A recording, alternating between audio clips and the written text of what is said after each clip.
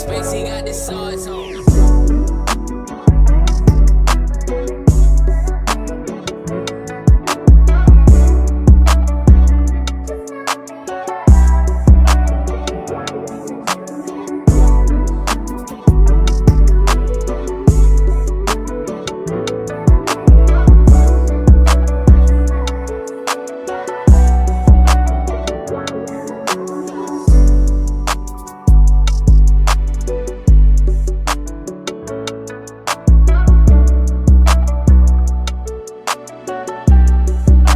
Spacey got the swords on.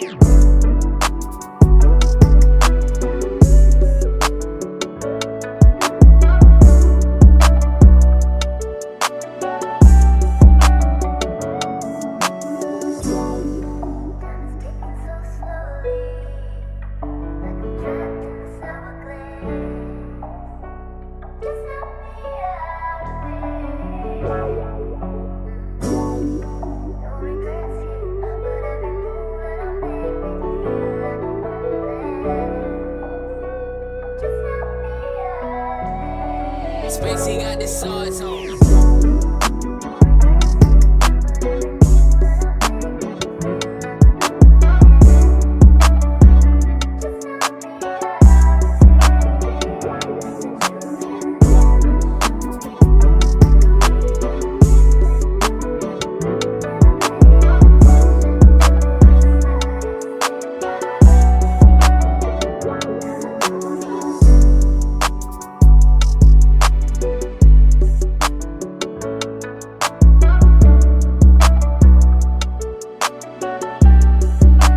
Spacey got the swords on.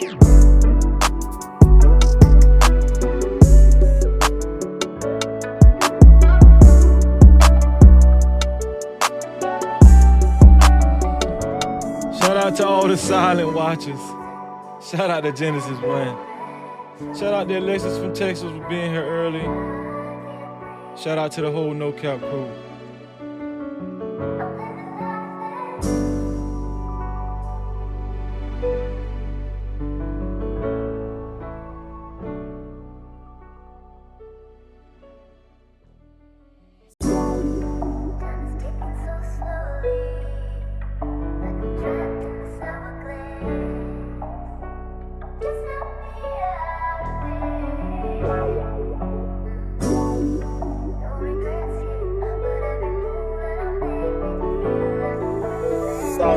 Shit, what you want me to prove?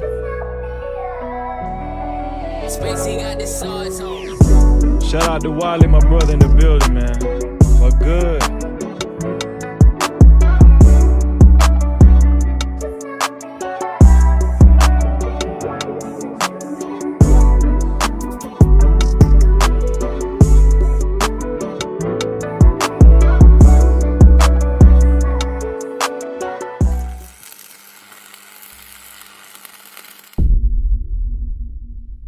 No Cap-tivity.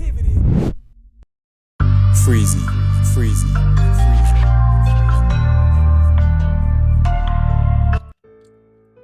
What up? You are officially in tune to No Cap-tivity with Freezy, where we tackle issues that sometimes have us trapped in this thing that we call life.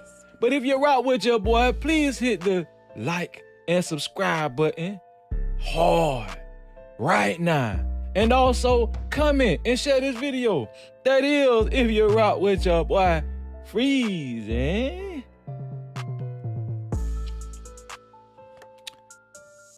Today we got a controversial topic. No Cap-tivity. Some of y'all might appreciate today's show. Some of y'all might not even care for it, but we gonna do it anyway. Y'all feel me? Today we're gonna talk about colorism, right?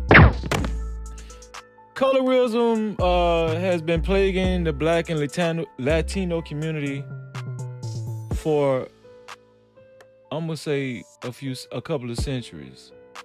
And I decided to use my platform today to talk about it. It's not gonna be boring. We're gonna make it exciting like we usually do. This the No Cap crew. okay? Y'all know how we do it. No Cap-tivity. I got a few videos laid out for y'all, and I got some information I wanted to share with y'all too. I am going to share the link so people can call in and give their take on colorism. And I'm pretty sure there are people in the chat that probably have looked into colorism more than me, more than myself, you know. But I was interested in doing this show because I felt like, you know, it's important. I've tuned in to several panels and several platforms, and I've heard several content creators give their opinion on colorism. I've heard people in my lifetime and in these spaces use colorism to defame other people and to make other people feel less than. So I just wanted to touch on this topic, right? And explore how serious this concept can be, especially towards the Black and Latino community. Quiet as kept, y'all will be hard pressed to learn, to know that I learned that colorism is not only exclusive with the Black and Latino community. I've learned that colorism also takes place in the Asian community, and they also found some kind of strange way to say colorism takes place in the Caucasian community too, which we gonna get into that because that's a whole new thing. I ain't. Let me tell you something. That's my first time even hearing that. Okay, I'm just. It's here for the thug. But we're gonna touch on all subjects. All, you know, it's gonna be all across the board. We're gonna cover all areas. That's what I meant to say. First off, I want to know how y'all doing, man. I want to say I really appreciate every time. Let me tell you, when I see one person in my chat, it makes me feel warm on the inside. It really does, man. And you know, I'm the type of person. I'm not this big ego type guy. You feel what I'm saying? I might have a lot of confidence. Cause ain't nobody gonna tell me Freezer ain't raw. You feel what I'm saying? No Cap-tivity. What y'all say? Shit. Oh, I wanted to say this too. As y'all know, the title of this show is about colorism. So I wore my dark skin hat and my pale shirt. Did y'all figure that out? Did y'all figure that out? Yeah. I'm going in, coach. But like I was saying before, just dating back to when I grew up and knowing the jokes that kids used to say against each other, especially black kids, right? You know, it's nothing for a lighter skinned child to say, you know, call another child a name, you know, that pertains to their darker hue. You know, it might be monkey, it might be gorilla, it might be anything dealing with the ape family, you know what I'm saying? That's just one of the names, that's just a few of the names that, you know, lighter skinned people resort to. Now, I have heard dark-skinned people try to crack on lighter-skinned people, but it just don't hit the same. Y'all understand what I'm saying? No Cap-tivity. It don't hit the damn same. But Tyrone says, damn Freezy got that bipolar fit on. No Cap-tivity. That's what you want to call it, bro. Hey, I'm just saying, I like my salmon. It look pink on the damn camera, but in real life it's salmon. I like salmon. I think I wear salmon pretty good. I think I wear it pretty good. Good, you know, what y'all think? I think this salmon look pretty good on me. But yeah, when I was a child, I can remember in my hood, the kids, you know, cracking on each other's skin color. More so, the darker skinned kids got cracked on the most, right? And as a kid, I did grow up thinking that darker skinned people were better objects to get cracked on and to get picked at. But you know, when we're young, we're very ignorant. You know, we don't really know any better. You know, and I don't think I ever partook in colorism, me, myself. I mean, my question is this. Where do people like me lie? Because I'm not like super dark and I'm not like super light. One would say I'm like a pecan. Do pecan people ever get picked at? I mean, that's something to think about, ain't it? Do pecan black people ever get picked at? Are they ever the subject of colorism? I guess one could say yeah. If, let's just say if I'm in the room with a real light skin, like yellow, in the black community we say yellow, high yellow. You got your red bone, and then you got your yellow, and then you got your high yellow, huh? No Cap-tivity. Y'all know what I'm talking about. Don't act like y'all ain't heard these terminologies before. But me, myself, I never found brown skin, like pecan people really get the brunt of the jokes. It's usually like the real dark skin, like I'm saying, we used to call them purple. The black and blue purple people. Those type. I'm participating in the colorism shit. I ain't really trying to do that. And don't y'all be laughing in the chat, because this is a very serious conversation. All right? But yeah. So I'm just really kind of dating back to my experience, and I'm pretty sure a lot of you in the chat have experienced the same thing. I'm pretty sure, right? I remember, looking at this show a while ago. I refuse to say the name, but there was this chick by the name of Amira. She said she felt like black people were the most racist people. I ain't never get that. She said she got attacked and picked at the most by black people. Now we talking about colorism, right? I didn't get that what she was saying, because in the black community, we tend to pick at more of the darker skinned people more. I'm telling you, man, I think the bitch was just capping. I'm telling y'all. No Cap-tivity. I'm saying I never seen in my lifetime black people pick at like a Arab skin color. Now y'all tell me yes or no if y'all have seen that before in the chat. If put yes or no if y'all seen black people pick at an Arab skin color. But I just had a brain fart. I just was, I just thought about that. That ain't even a part of the show, but it is a part of the show kind of, because it's still about colorism. You know what I'm saying? But I ain't never seen that shit before. Sometimes I think people be just making up shit in these spaces just to say shit. You know what I'm saying? Like niggas don't know better. You know what I'm saying? I sometimes think people just be talking, for real. That's all they do. That's all you do. It's just talk. You rap. Why? I'm just saying, why just say anything? You know what I'm saying? Oh yeah, I think that black people are the most racist people, because when I was in school, they picked at me. Ain't nobody pick at your motherfucking ass. No Cap-tivity. Man, I'm sorry, y'all. I just had a moment. You know what I'm saying? I was just thinking about that dumbass shit, man. For real. Man, shout out to J-Hub. Super chat. Man, J-Hub coming through with the first super chat of the day. He said, you heard of the paper sack test. The paper sack test.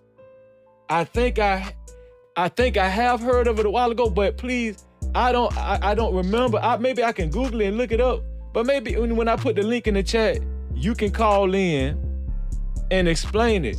You know what I'm saying? But I have heard of the paper sack test, but I don't remember exactly how, because I don't think I'm qualified enough to really explain it, J-Hub. Maybe you can leave it in the chat, or when I put the link in the chat, you can call in and, explain it too. Or maybe, Alexa said, Lucky, don't be laughing, Luck.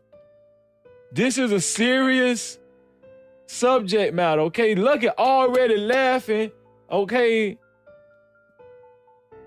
Amira, listen. God bless Amira's soul. We know listen, that's a lying motherfucker though, ain't it? She talking about black kids was picking at her. Now y'all know goddamn well, wasn't no goddamn black kids picking at no damn Arab girl, no light-skinned Arab girl. Y'all stop that bullshit. For real. And y'all niggas sat up there and believe that motherfucker. Y'all crazy as hell. Alyssa said, J-Hub, did you mean the brown paper bag test? The brown paper bag test. So, what is that something like, is that like, if your skin is darker than the brown paper bag, is it saying that? I'm just guessing. I'm just trying to take an educated guess right now. I don't know. But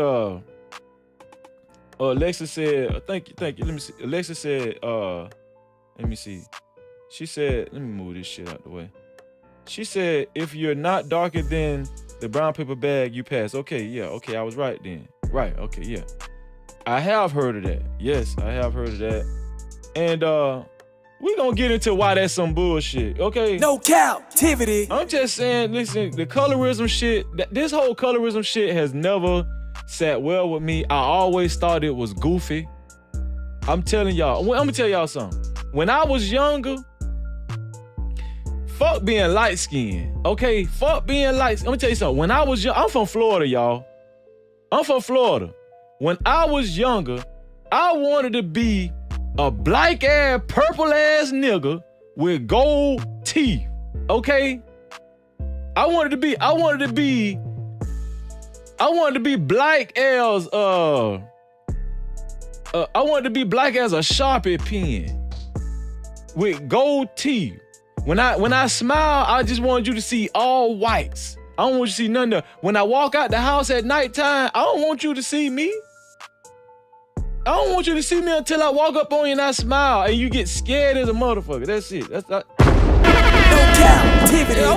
I wanted to be black as hell when I was young. I wanted to be because see, in Florida, in my hood, you know where I'm from, them the niggas that were the cool niggas. You know what I'm saying? I'm talking about the black as tar.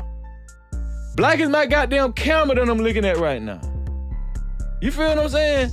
I wanted to be so goddamn black.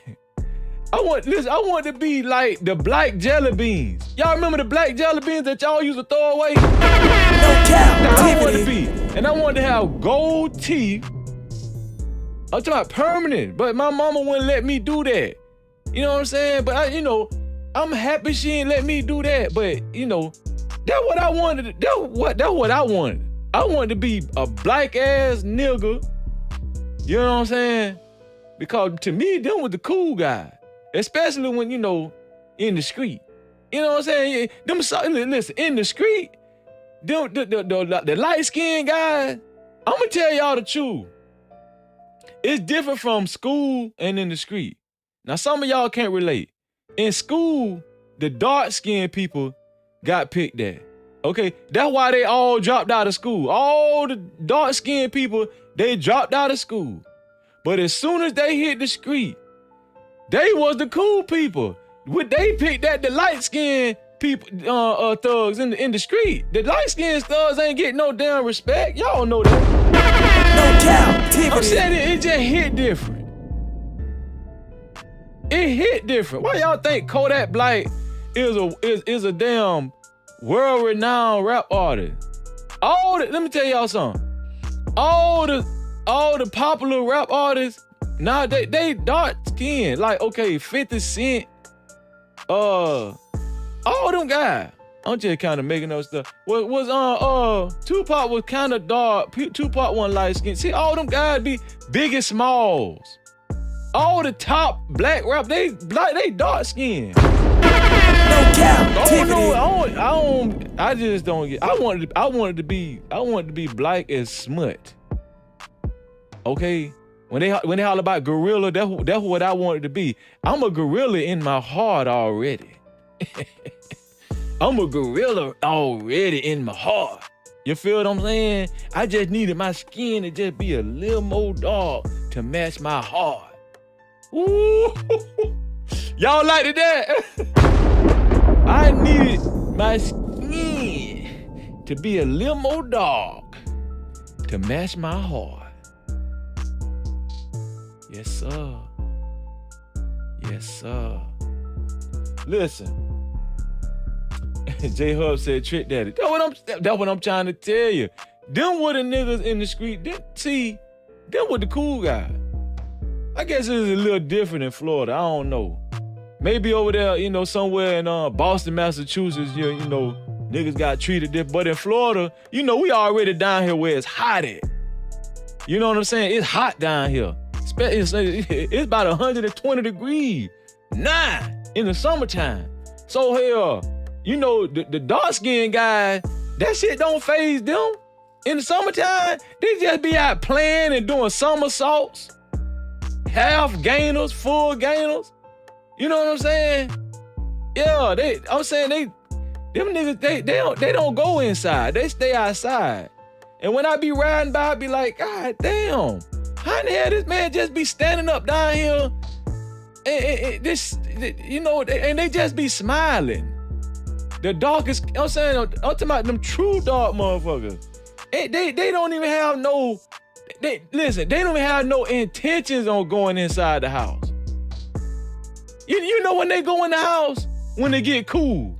That when dark-skinned people go in the house, when they get cool, cause now they feel like, oh, it getting too dark, I ain't gonna stand out. That's when they go in the house. I never understood that. Dark-skinned people are very peculiar people.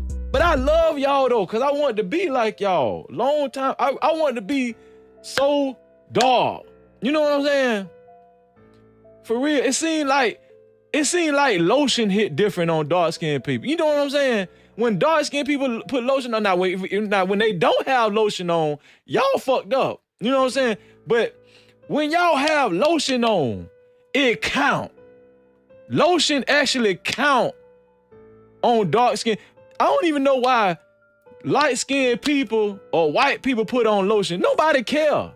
Don't nobody care when y'all put on lotion. But I'm gonna tell you something. When dark-skinned people put on lotion, I'm talking about a black-ass nigga. When they put on lotion means something. Am I lying? This one here for the thug.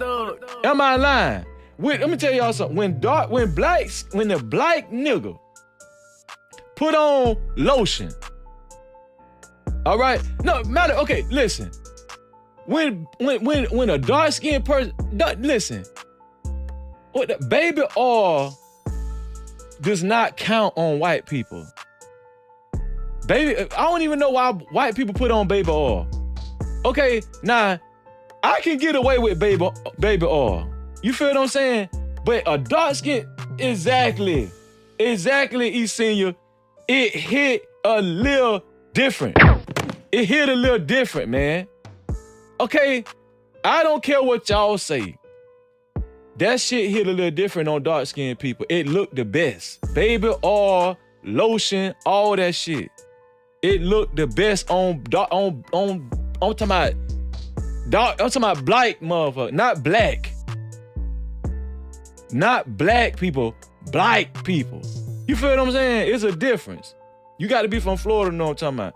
I'm talking about black people. Not black people.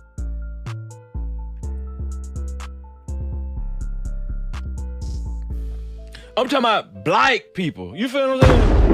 No Cap-tivity. But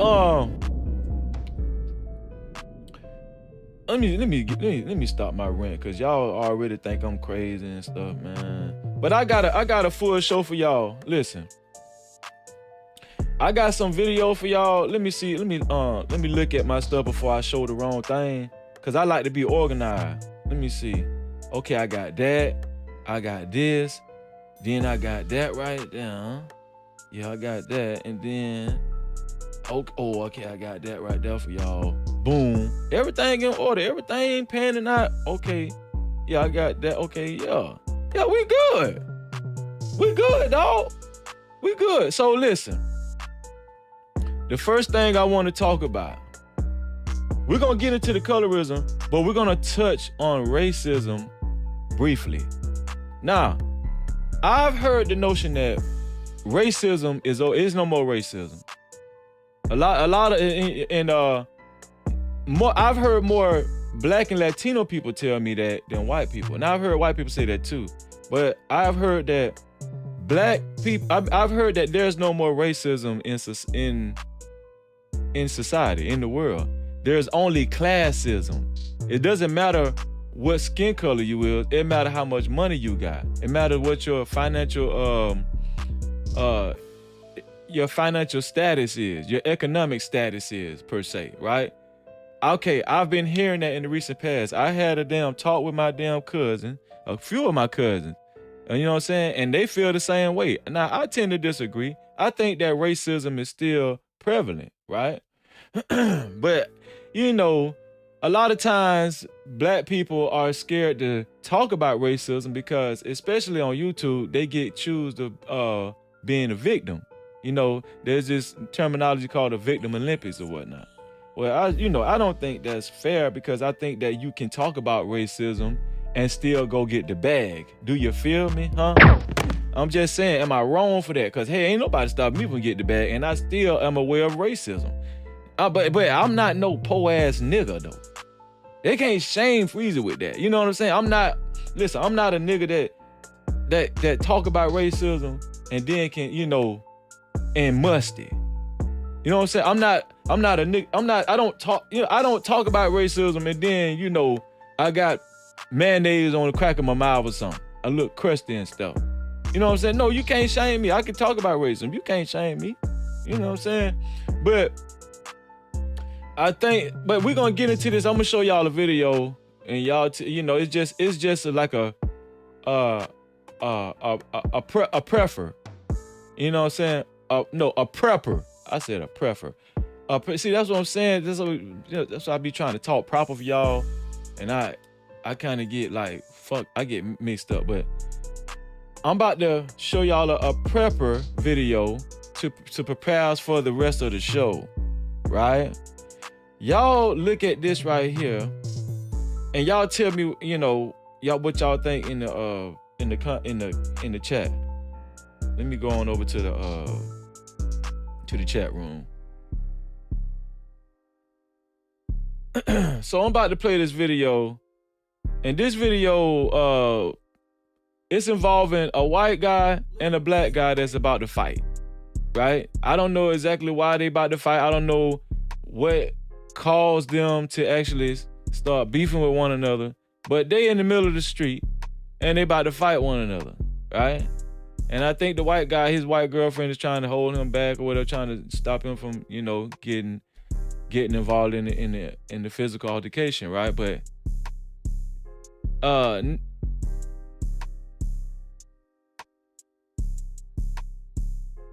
got tongue tied. But nevertheless, that's what I mean to say. Nevertheless, they are acting like they want to squabble. So I'm about to show this video to y'all. Y'all tell me what y'all think, man.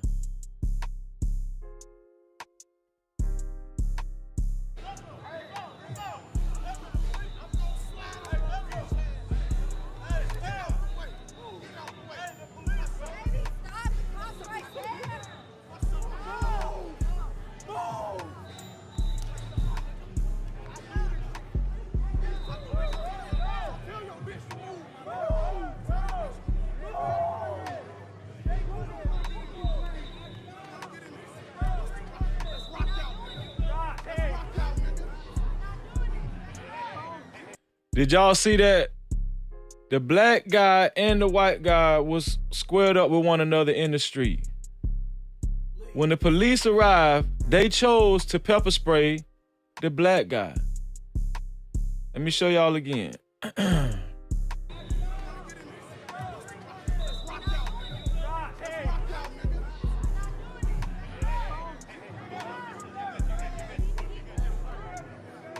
They pepper sprayed the Black guy, and they didn't even go over. They didn't have any intentions on pepper spraying the white guy. They just went over to him, consoled him, and talked to him, asked him, "Are you okay?" Now both of them got their shirts off. Both of them are acting aggressive. White guy is damn near pushing his girlfriend down, about to push his girlfriend down to act like he wants to fight. He really, really bad. Both of these guys are aggressive. Both of these guys are displaying threat behavior in the middle of the street. But the police came and they came on the scene and they only pepper sprayed the black guy. Now, that's clear racism, right? But I'm just saying, like, is that enough? Is that enough? I didn't show that video to say, oh, this is why black people are getting held back in society. And no, I'm just showing that to show y'all that racism still exists, right? Racism still exists. Codius King said, hold on, let me get it. He said, definitely because he was black, not because he was the one still walking forward when the cops came into view.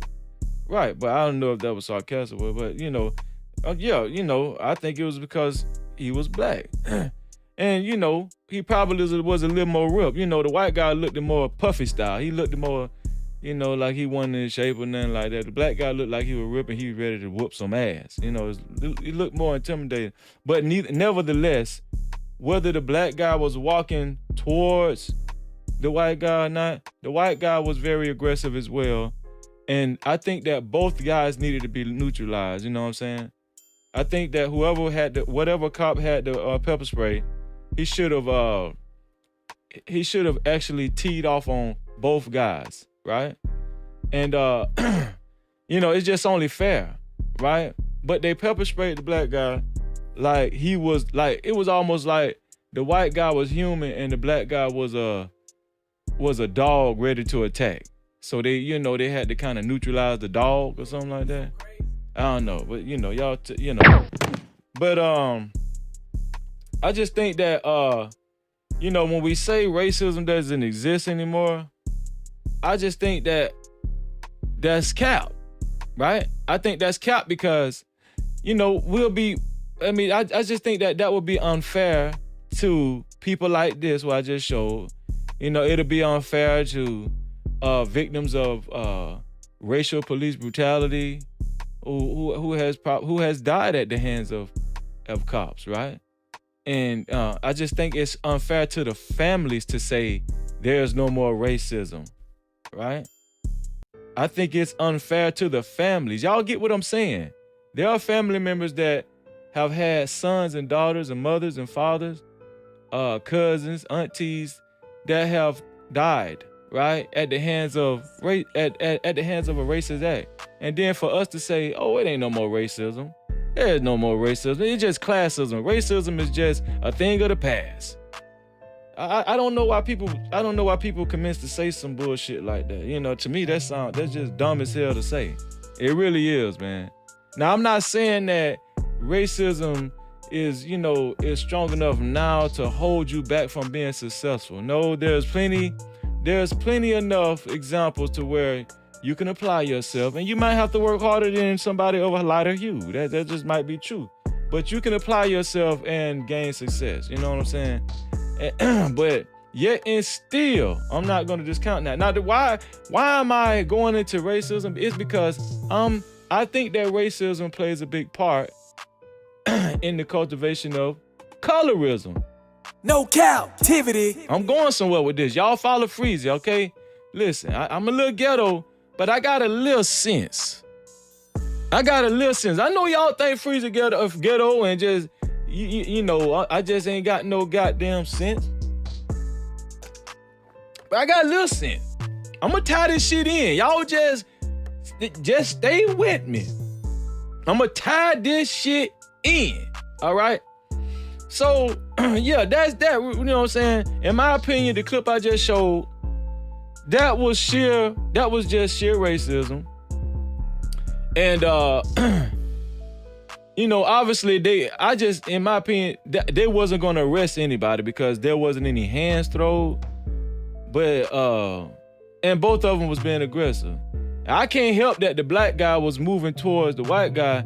That just mean the white guy was scared. That's all that means. Just because the black guy were moving more toward the white guy, but the white guy still was pushing his girlfriend out the way. And hold on, let me show y'all something. Listen, I can't help that. That means the white guy was a little bit more scarier. That's all that means. You feel what I'm saying? I can't help that. See how he pushes girl? Y'all tell me, let me play this again from the jump. Now y'all tell me if the white guy is if he's aggressive as well. If you can see right there, he pushes his girlfriend out the way. But what we call that in Florida, he just flogging, he faking. You know what I'm saying? But he's gonna push his girlfriend out the way again. He just pushed his girlfriend again. Oh, I don't know if that's his girlfriend, that was just a friend of his. But he pushed her again. See? And he's patting his hand. Both of them are aggressive. But only the black guy got pepper sprayed. Only the black guy got pepper sprayed. Go figure.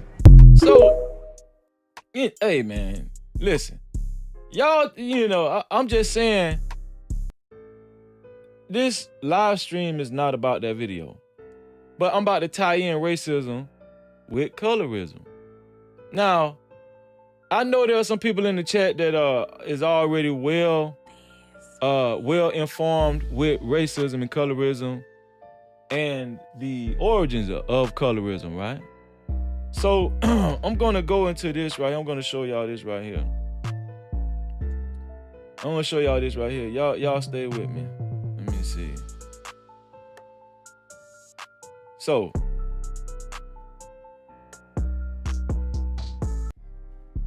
okay, so we about to have a little class. Right here. So, as a matter of fact, let me move this out the way so y'all can see. And move this down a little bit. Okay, so, yeah. So, listen. Let me make this neat. I got to make my shit neat. Okay, here it is. So this is the article that I came across that I was very much interested in. It says colorism, understanding skin tone, discrimination. Colorism, understanding skin tone, discrimination. So it goes on to say, colorism is the practice of favoring lighter skin over darker skin. The preference for lighter skin can be seen within any racial or ethnic background.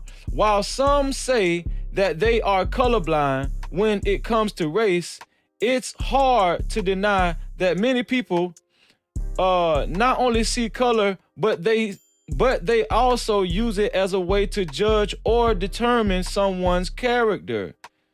This article explains colorism, its relationship to racism, and offers ways you can help to combat the pervasiveness of colorism. Let's go down.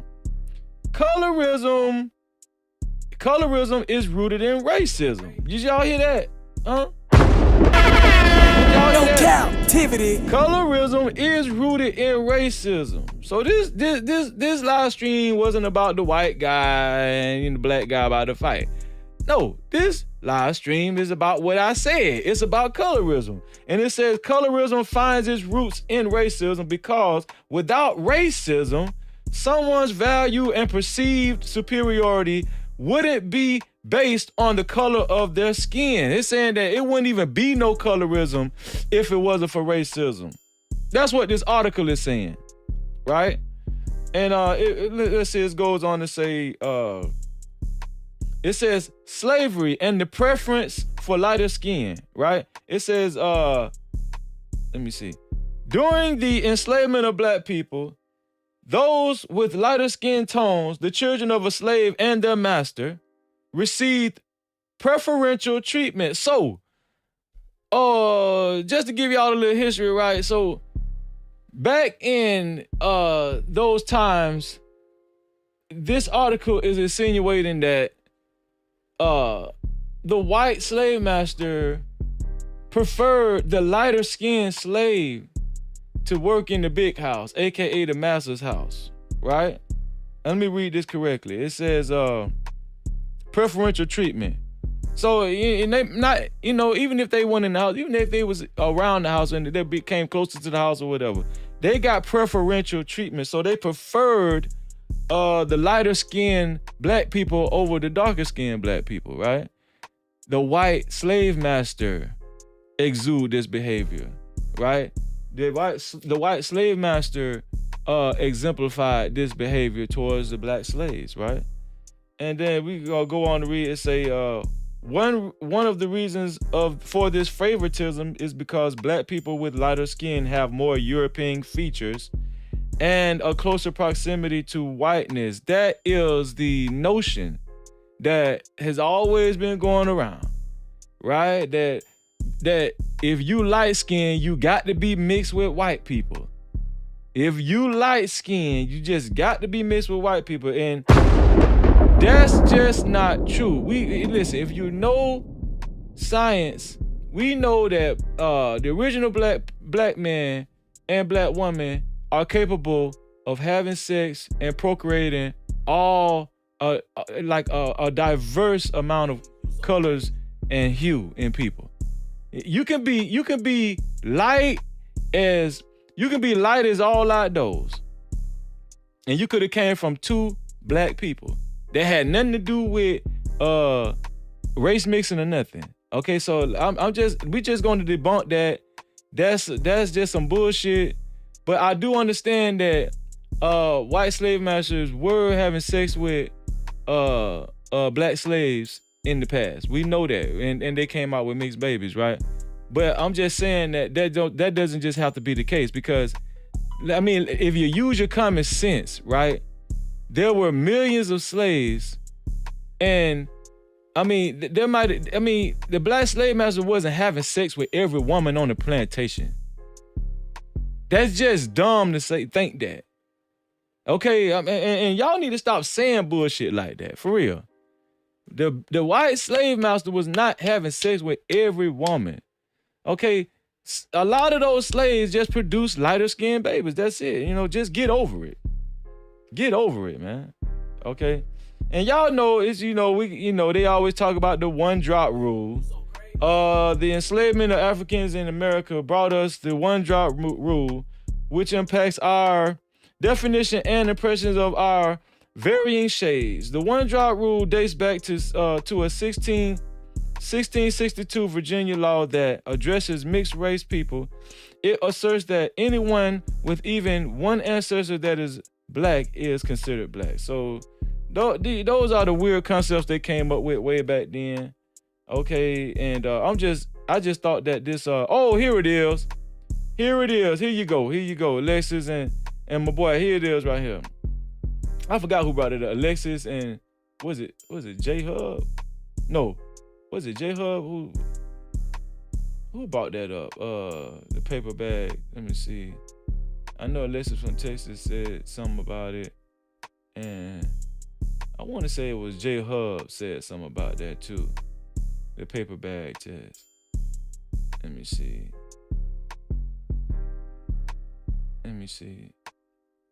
I think it was J Hub. If I'm wrong, I'm sorry. But I think it was J Hub that said something about that, man.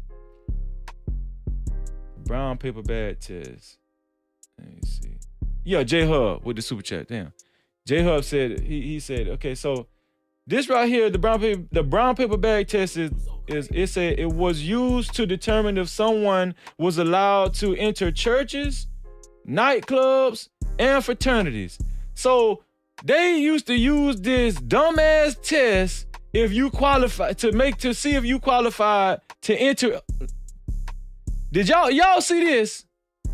Do y'all see this? They use this test to see if you qualify to enter into churches. No Cap-tivity. To see if you can enter into churches. Yeah. You had to be light. You had to be a lighter skinned person to fuck with white Jesus. Yeah. You had to be light skinned to fuck with white Jesus. But nightclubs, to get into nightclubs and fraternities. So people who were darker than the color of a brown paper bag would not be allowed to enter. So we just went more in depth with the brown paper bag test, right?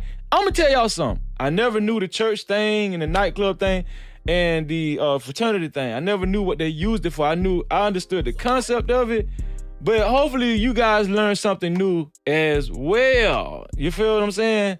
Listen, Freezy is getting educational this evening. All right.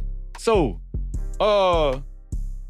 and you know, we're gonna wrap this up. This says colorism and minority groups, blah blah blah. Colorism, a global cultural, social construct with its roots deeply embedded in racism, exists with many groups, including Black, Asian, and Latino American communities. Blah blah blah. Okay, so colorism impacts societal advancement as the inculcation of racism is detrimental to Black Americans' advancement. Colorism can be equally crippling and maybe even more so. Okay, so this is saying colorism, it can stop you from succeeding in life and all that bullshit. I don't subscribe to that part. Okay, I do believe that when we delve too much into it, like this article is doing, you can go into victim Olympics. I do believe that. Okay, so we just learned some stuff. Okay, we just learned some stuff. Y'all gonna learn some shit on No Cap-tivity with Freezy. No Cap-tivity. Y'all gonna learn. Listen, when y'all come over here, it ain't just fun and games. We gonna learn some shit. All right. So I got a video for y'all. I don't watch reality TV. I do not watch reality TV. I ran across this. You know, I'm always looking for stories to report on my channel. And I ran across this on YouTube, right? And so I searched for the video. This video is involving Erica Mena and a woman named Spice on Love and Hip Hop Atlanta. And they got into an argument. I'm guessing, I briefly read the synopsis of their whole feud, right? But apparently they was beefing over Safari, Erica Mena's baby daddy / ex-husband, right? And I'm gonna just play the video for y'all. I ain't gonna play the whole thing, but I'm gonna get into why I'm about to play the video and why this video was a centerpiece of my thumbnail. Okay, so y'all pay attention to this right here. Let's go back to the, you know what? We're gonna go to the no, we're gonna go back to the chat room. Okay. So this is the video. Let me put my fair use back up here, cause y'all ain't gonna get me, YouTube. Fuck you and damn your YouTube. Shit. Let me see. Let me make this a little darker, cause YouTube ain't gonna get me. Hell no. All right, here we go. So I'm about to play this video. I'm not gonna start it from the beginning because the video is 6 minutes long, and that's too long to be looking at that bullshit reality TV. Even though a lot of you motherfuckers on YouTube, you know, on these panels, you guys be on, you guys, it's just like looking at reality TV when I be looking at you motherfuckers too. But that's a whole nother story, okay? Shame on y'all. So, but anyway, I'm finna play this video, and they arguing over Safari and the divorce. And I don't care about this part, but let's just keep going. Nowhere. Okay, 16. Okay, with your son that don't like you. So the girl Spice said she apparently she brought up that Erica Mena's son does not like her, and Erica Mena, it struck a nerve with Erica Mena. So we're just gonna keep going. The conversation got a bit tumultuous, and it looked like they wanted to come to blows. Erica Mena done flipped the table over because Spice said something about Erica Mena's son not liking her and not having a good relationship with her. I think Erica Mena, she's stressed because, you know, she was talking about Safari, and she was telling Spice that Safari shared with her that he's good friends with Spice, and It's just a whole bunch of bullshit. And if Spice passed away, apparently Spice was sick at one time. Listen, I read all of this, y'all. Okay, I'm just getting versed on all this. Spice was sick at one time and she could have passed away or whatever. And Safari said if Spice passed away, he wouldn't know what to do. And then I guess that Erica Mena got jealous about that. And she was like, why wouldn't he feel that way about me, with me being his ex-wife, right? So it's just a whole bunch of reality show bullshit. But that's not why I'm showing this video. We about to get into the meat of the whole video, y'all. Children, would you like to Right there. Right there, she called. Right there, Erica Mena called Spice a monkey. But it was one time she called her a blue monkey. Let me out! Right here. Let me out, bitch! Your son hates you! Your son hates you, bitch! You monkey! You blue monkey! Eric, I cannot believe you. Right there, she called her a blue monkey. As y'all can see, right here. You blue monkey! Right there. I'm gonna play it one more time for y'all, just in case, for the people in the back. Your son hates you, bitch! You monkey! You blue monkey! Eric. So, right there, y'all, Erica Mena chose to come at the Lady Spice and call her a blue monkey, right? And my thing is, a lot of times when two black people are feuding and they going at it, that's an easy go-to. They go to the monkey comparison, right? Now, Erica Mena is you know, as far as I know, she's Latina, but I think she tried to go for Afro-Latina, but I just found out through reading the tabloids that she is a white Latina. I don't know how that works. I don't know if her daddy is white or whatever. Maybe y'all know in the chat. Y'all can put it in the chat. But Erica Mena called Spice a blue monkey. Why would she call Spice a blue monkey in the heat of an argument? Why would Erica Mena first think to go to Spice's appearance as far as her skin tone and calls her a monkey? Erica Mena portrays herself as if she's a part of the black community as well, black Latino community. But she chose to call Spice a blue monkey. Why? Huh? Can y'all tell me why? This is my thing. Like, it makes both people look bad. Okay, it just like, when I see stuff like that, I just be like, okay, you call her a blue monkey, but you want to be black. I don't understand that. You know what I'm saying? I just don't understand that, like, why I'm pretty sure Erica Mena has complained about racism. I never understood light-skinned people that complain about racism, but then on another hand, participate in colorism. I never understood that. I never understood a light-skinned person participating in colorism and on the same end complain about racism. Now, I just showed y'all how both colorism and racism is intertwined with one another. Colorism stems from racism. It's cultivated from racism. So for a light-skinned person to say, call a darker-skinned person a monkey, or pick at their color and act like they're better than, it just astounds me, because I'm like, damn, you know, I don't need to hear you complaining about racism no more. I don't need to hear you complain. Okay, Harris Tribe said that is some Stockholm syndrome. Yeah, that's exactly what it is. Stockholm syndrome, right? But this the thing though.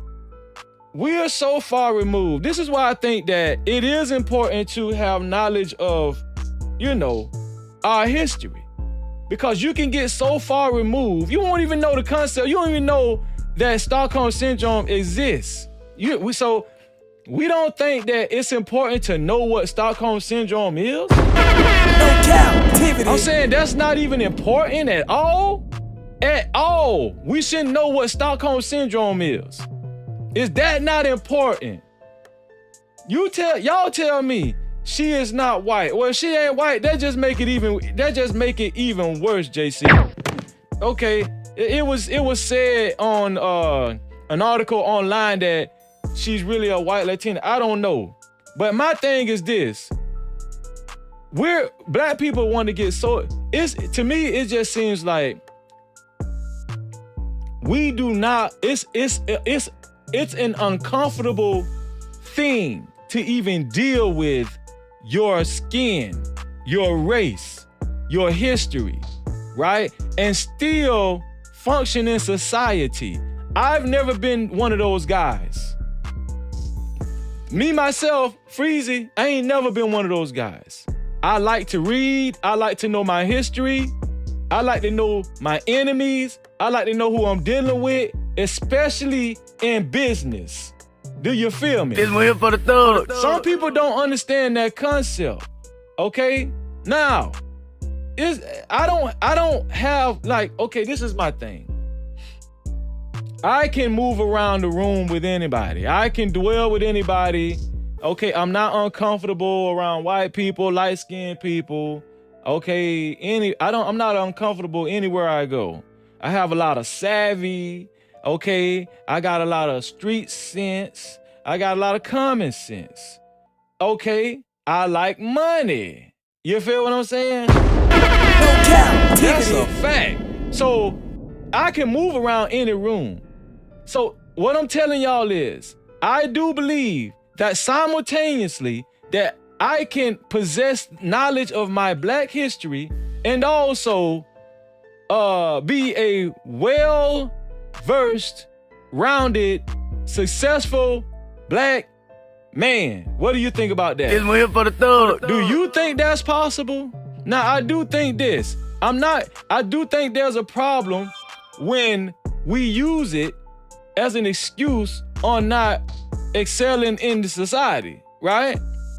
But I think that for you to be a successful person, you have to have a culmination of knowledge. You have to have a degree of knowledge, and it has to be on certain levels. You have to be you have to be diverse when it comes to your intellect, right? You have to be diverse when it comes to your intellect. So all I'm saying is this here. Don't be afraid of, don't let anybody shame you. Don't let anybody shame you. But in your professional life, surround yourself by people like me, people like Freezy, who like money, who still strives every day, wakes up every day and grinds. You understand what I'm saying? It's very important to be self-aware. It's very important to be self-aware. Can y'all say that with me? Can y'all say that with me? You have a history.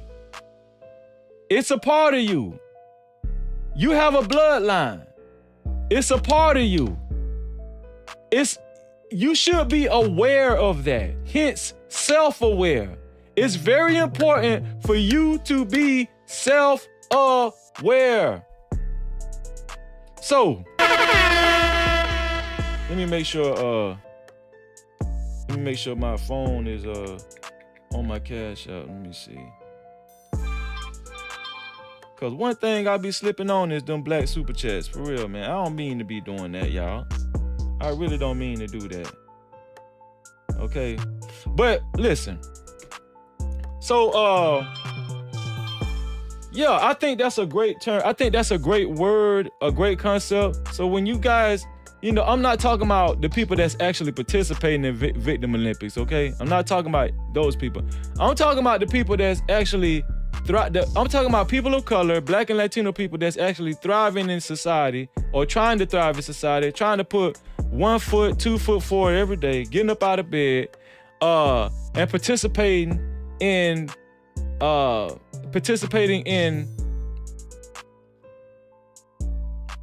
capitalism, participating in the workforce, participating in entrepreneurship, right? You are, you yourself. Next time you get into these conversations, you just say, hey man, I don't think there's nothing wrong with me being self-aware of my ancestry, self-aware of my history. I don't think there's nothing wrong with that. If other races feel it important to be self-aware of their history, I think it's important to be for you to be self-aware of yours. The good and the bad. You feel what I'm saying? Huh? The good and the bad. No captivity. Man, listen. Hold on, let me see something. Let me make sure. Check the cash out, bitch. Okay, I got a cash out from Miss Piggy. Miss Piggy, I really appreciate you. Miss Piggy sent the $10 black super chat. I really appreciate you, Miss Piggy, with the black super chat, the cash out. Thank you for, and I think you just sent that. So anyway, I don't think I took too long checking that damn cash out. You so damn dumb. Check the cash out. But yeah. So I wanted to show that was like that was the basis of my damn thumbnail, Erica Mena and Spice of Love Hip Hop Atlanta. I wanted to show that because I thought that was a great example of colorism, right? In the heat of the moment. And most of the time, a lot of times, that's when colorism is displayed. Colorism is displayed in the heat of pivotal moments between two people of color, right? And usually the lighter skinned person is going to pick at the darker skinned person's skin tone. You understand what I'm saying? And me, I'm saying, I just come from a different, I come from a different area, different breed. The darker skinned people around my way, they was the one getting it. They was the cool people. So, I'm just saying, they was the one with all the credibility. I'm just saying, you could have been a soft ass motherfucker. But if you dark as hell, especially with gold teeth, you gonna get some goddamn respect, I'm just saying, it is a stereotype and people bought into it, but I'm just saying that's just where it is in Florida. Okay, I don't know how it is where y'all at, but that's just how it is in Florida. So I'm gonna play y'all another video. As a matter of fact, before I play that video, it's just very coincidental. I'm gonna show y'all this right here. It's very coincidental. Spice, right? Spice, she participated in making a whiteface. She dressed herself up in whiteface, right?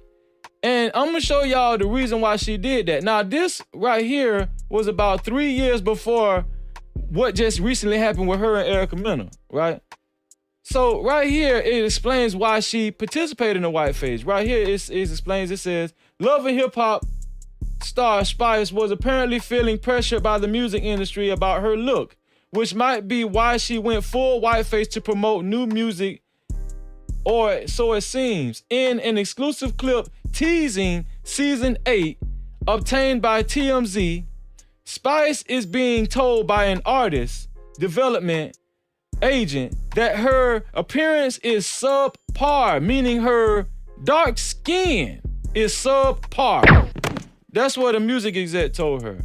And it goes on to say subpar, which sends her barreling into a doctor's office as she starts to consider whether she should potentially bleach her skin. Now, we know in the black community, bleaching skin is a big thing, right? The bleaching companies, they making billions of dollars off black people, especially in the Caribbean.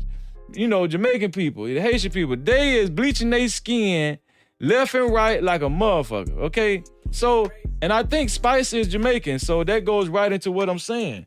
And so she was considering bleaching her skin because a record exec was telling her they thought her appearance was only subpar for the cause, right? And it goes on to read, it's pretty dramatic. The doc even tells her she should get a psychological evaluation before pursuing any bleaching. It sure looks like Spice didn't appreciate that. So this is what Spice went through, right? As she was releasing her album back in 2020. So it just seems coincidental. It seems very coincidental that Spice had already touched on colorism, had already expressed her disapproval and her disappointment in the record exec telling her she's subpar because of her darker skin tone, right? And it's weird that she became subject to that same thing with Erica Mena later on. I think maybe it's just a regular thing, you know? Maybe it's just a regular thing with dark-skinned people. If you're a dark-skinned person in the chat, could you please write if you have experienced colorism and being picked at just simply because you're dark-skinned? And if you have, matter of fact, and if you have, has it happened often? Has it happened often? Now, I want to say this right here. I want to say this. This is what I want to say. My opinion is that anybody who participates in colorism is vain as fuck. No Cap-tivity. Anybody who participates in colorism is vain as hell. Now, I'm gonna explain to y'all what I mean. Especially if you are a man. Now, if you a man around here shaming other men for being dark skinned and you a lighter skinned, you don't know, bro. You might need to. You might need to. It might be something else you might need to tell us, because I think that, you know, men picking at other men's skin tone, that's to me that's feminine behavior, right? And because it's vain. It's very vain. Listen. I understand women doing it because they're already vain people. But by default, they're vain people by default. So we understand when women do it. It's to be expected, even though I still don't accept that type of behavior. So what I'm saying is that women are vain people by default. It just seems more believable when I see black Latino women picking at each other because of their skin tone. It just seems more expected. That's what I meant to say. But when I see men do it, I'll be like, that is some crazy ass shit. I never participated in that. I'm telling you, I never participated. I never picked at another dude because he darker than me. You know what I'm saying? Because, you know, I never picked at another nigga because he's dark. He jet black or something. You understand what I'm saying? I never called a dark-skinned dude a monkey. I never did that. I just never understood that. Okay, the Harris Tribe said yes, often. Wow, that's crazy. Miss Piggy said, I have. So, you know, listen, apparently, see me, I've seen it done, but it's never happened to me. But if it's happened to you, shame on the people that did it to you. But I'm pretty sure Miss Piggy is a strong individual, and we already know the Harris Tribe, how they rock. They're very knowledgeable, they're very strong, and I know y'all comeback is epic. So, let me see. Miss Piggy said, you wrong, Freezy. It's all about how you were raised. You know what? That's Cap-tivity. That's a fact. Miss Piggy made a good point. It's all about how you were raised. So what Miss Piggy is saying is, a lot of these kids grow up exemplifying this behavior because they seen it in their parents. That's what she's saying. This one here for the thug. Our parents are the ones that actually put that shit in us. And it's just a generation. You know what I'm saying? Before you know it, your kid's gonna be doing it, your grandkids gonna be doing it. It's gotta stay, but it's stupid though. Colorism is the most stupidest shit I ever heard of in my fucking life. Because look, real talk. Are you really better than your counterpart simply because your skin is fucking lighter? I'm just saying, it's really though. Really, are you actually better than your counterpart because your skin is lighter? If y'all don't think that's the dumbest shit, listen, white people have already thought this for years. I'm proving to y'all how dumb this shit is. Listen, white people, the white people that participated in racism, they been dumb. If you think that you is smarter or better than me because of your skin, that to me, that's so elementary. And for black people to participate in some bullshit like that, you're supposed to know better because you have been victims of racism. But you have been victims of racism and you should know better.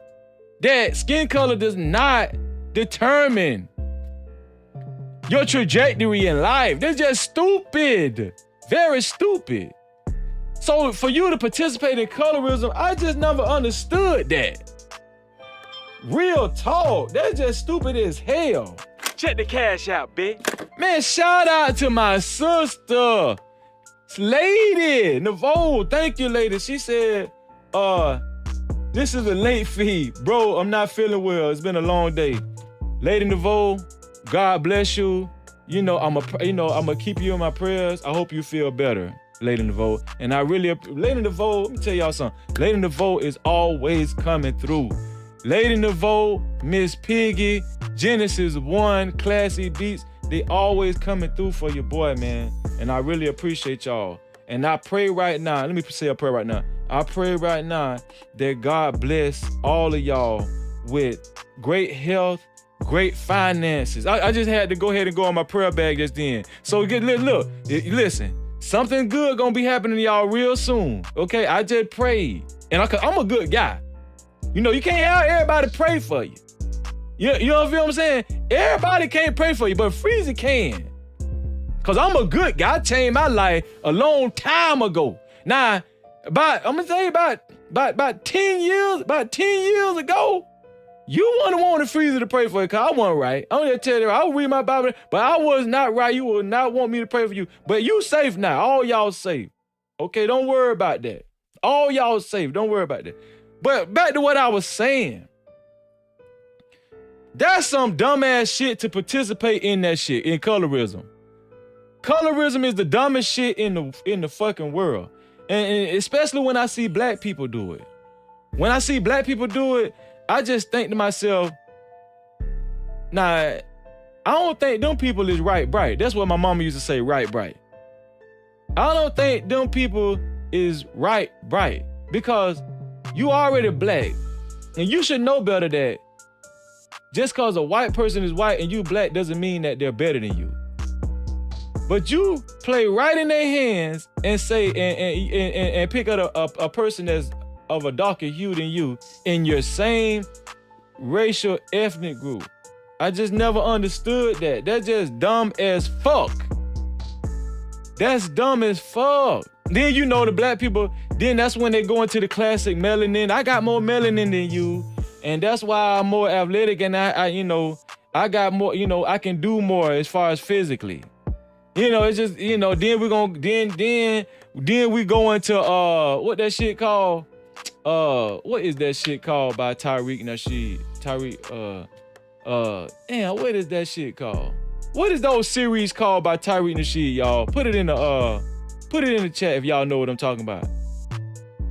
Damn, what them series is called? Now I'm thinking about it. It ain't Roots or nothing. No, that's Alex Haley. Put it in the chat if y'all know what I'm talking about. It's a series that Tyreek Nasheed made up a long time ago. Thank you, Genesis. Damn, I hate when I have a brain fart. Hidden Colors, so that's what they went into, all in Hidden Color. Genesis, you smart. You loyal. Thank you, Genesis. Listen. Yeah, so then the darker skinned people, they go to quoting Hidden Colors on your ass, on your monkey ass. I'm sorry, I had to say that, But that really wasn't about when I said monkey ass, that wasn't colorism. That's just me talking. That's freezing. Yeah, I'm calling all y'all monkey ass. You know what I'm saying? When I say on your monkey ass, I'm talking about light skinned people, pecan, tan, and dark. That's just a figure of speech. So y'all don't hit freezing with it. Don't do that. Okay.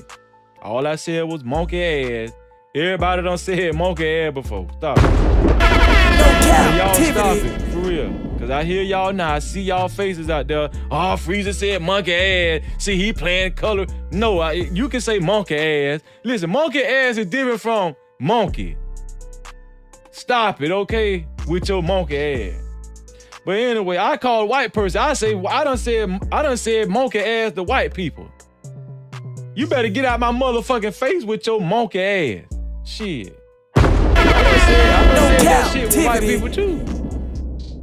Shit, come on now. So monkey ass, we're going to exclude monkey ass. Monkey ass, if you put ass behind monkey, you can say monkey. You listen, I'm gonna give y'all a pass. I'm gonna give y'all a pass for monkey ass, okay? Give y'all a pass for monkey ass. Okay, so but let's get back to the nitty gritty. So I got something else to show to y'all. This right here. Now I want y'all to pay attention to this, cause this video is sad. This video is kind of sad. I'm gonna take y'all chest off the screen for a second, cause I want y'all to really focus on this video because it kind of touched me a little bit. So pay attention to this video, y'all. Love y'all. So for today's video, this lady is going viral on social media for basically saying she hates being a dark-skinned black woman because of oppression and exploitation. Just watch the video. I don't like being a black person. I don't like being dark, and one of the reasons why, it's a whole bunch of reasons. I might be here all day, but I got some errands to run explaining why I detest being black and dark skinned. I'll be here all day explaining. But the theft of my intellectual property and my ideas on YouTube and social media and by these celebrities, that's one reason among the many. It's so many reasons why I literally am at a point in my life now and have experienced so much disadvantage, so much oppression, so exploitation, not just by white folks, but by my own so-called people. So it's gotten me to the point where I literally hate being a black, dark-skinned woman. I see no benefit in it. There's none. Well, if that's how she feels, that's how she feels. I just think she's going through. So y'all seen that, man. And I thought that was kind of sad. I thought that was sad. And I was like, damn, you know, dark-skinned people got it bad. You know, for you to feel like that, you know, you feel like there's no escape. You know, you get it. She's saying she's getting it on both ends. She's getting it from white people and she's getting it from her own people, right? Just for being a dark-skinned woman. And I think that that's sad for her to even think for you to hate yourself. That's very sad because of your skin color. And let me show y'all this. I'm gonna bring this woman back up. I'm gonna bring this woman back up because I want y'all to see what I see. I'm gonna bring this one. I think I can. Hold on. I think I can get rid of this. I can get rid of this right quick. I'm gonna get rid of this right quick. Now I want y'all to look at this woman, right? Look at this woman. Does this woman look ugly to y'all? If you ask me, her skin tone is beautiful. She has very nice phenotype. I just don't get it. This is a beautiful, this woman, this is a beautiful black woman. And this is what let me know it's all psychological. It's all psychological. She don't want to be her no more. Not black no more. She don't want to be her no more. I'm going to tell you what's crazy about this. There are white people trying to be her. While there are white people trying to be her, she's not trying to be herself. There's white people that's trying to, while we bleaching our skin, white people are tanning their skins. They're trying to get dark as they can. You understand what I'm saying? At least pass for like a light-skinned black person. That's why I know this is psychological. So for us, you know, when we participate in colorism, I just be like, shame on us. Because it's just, for one, it's meaningless and it doesn't mean anything in the grand scheme of things. It's worthless and it's senseless.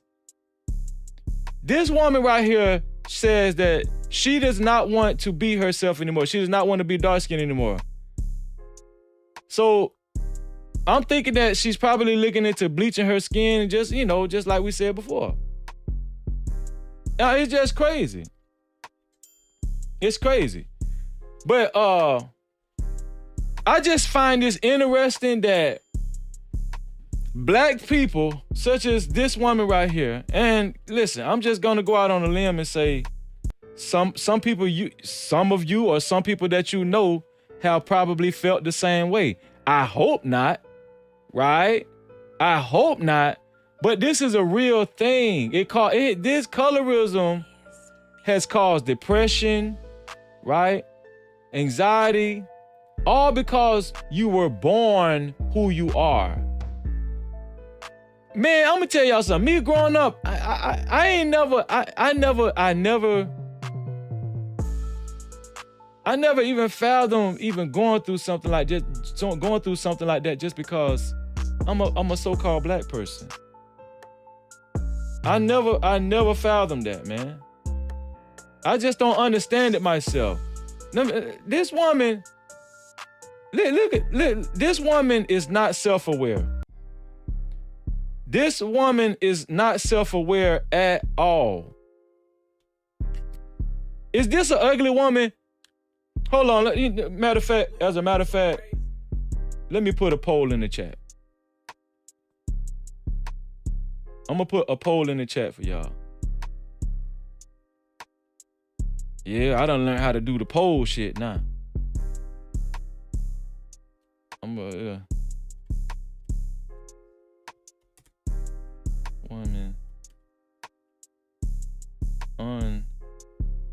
unattractive. I'm sorry, I'm gonna say unattractive to you.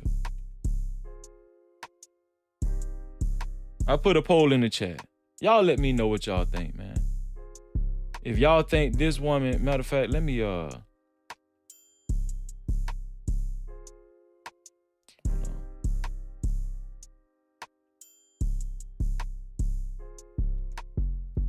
I'm gonna just screenshot her and then put her on the main screen. Yeah, I'll do that. Boom. Okay, so let me put her up here so y'all can see her. Do y'all think this woman is unattractive? Now we know she got, you know, she got them grandma glasses on, but you know, I guess that's the style now. But I want to hear from y'all. And if you do, just put yeah if you think she's unattractive. I hope this video, I hope she sees this video, but I don't know this woman's name, but I want to tell you, woman, you're a beautiful black woman. You're beautiful. I don't see, like, I'm gonna tell y'all the truth, and I might sound prejudiced when I say this, but there's nothing like a black woman. Like, I don't get the colorism thing. To me, like, the darker you are, it's like, I don't know. It's just black women of all shades to me is the best thing walking. Even in the Latino community, because, let's just be honest, man. Latino people, we know some of y'all, listen, I'm going to touch on this right here. No Cap-tivity. Even in the Latino community, we know some of y'all think y'all white, Mexican, Puerto Rican, Dominican. We know a lot of y'all Hispanics and Latinos think y'all white. And some of y'all, do lean more on the Spanish side. We know that. But a lot of y'all got African heritage. We know that. So stop with the bullshit. So I'm including Hispanic, black and Hispanic people in this conversation. I think we are the most beautiful people on the planet. Now that's just my opinion. You know, I'm not trying to sound racist. No, I'm just saying, when it comes to Black and Hispanic people, it don't get no better than that. Look at this woman, man. This woman is about to cry because she don't want to be Black no more. Why? I don't understand that. I'm doing this video because people need to see this video. People need to see this damn video, man. Okay?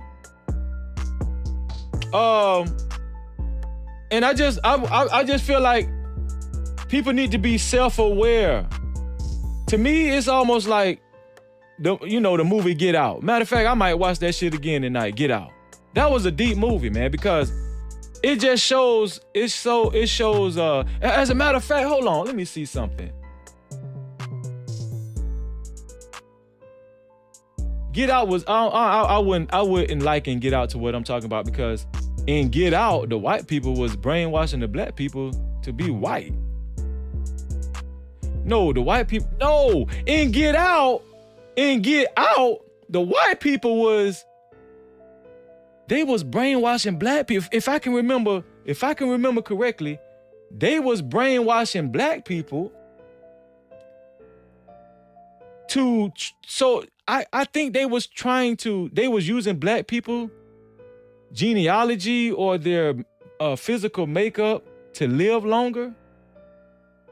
They were scientifically, some kind of way, in some kind of weird science Frankenstein way, taking Black people's their physicality and their, I don't know, scientifically they was trying to transition a Black person's body into theirs so they can live longer. I think that's what Get Out was about. Now y'all tell me if I'm wrong, but what I'm trying to say is that we don't even see it. We're so busy fighting against each other, right? Calling each other monkeys, right? Calling each other milk of magnesia, shit like that right there. When we are the biggest influence in the world, consumer-wise, entertainment-wise, the plan is for you to fight against yourselves. The plan is for us to fight against each other. This girl right here, she don't even want to be herself no more. How powerful is that? Is somebody out there that watching No Cap-tivity with Freezer right now, hey, are you experiencing that right now, huh? Are you experiencing that right now? And I'm gonna tell you something. If you is, don't let no white person, light-skinned person tell you ain't beautiful. They wish they had your package. I'm telling you right now, I want to be darker. Shit, they need to stop selling. Listen, they need to stop stocking the shelves with bleach products, and they need to start stocking the shelves with tar products. That's what I want the tar. Give me the tar. That's what I want. Fuck bleaching my skin. I want to tar my skin. It's here for the thug. That's what I want.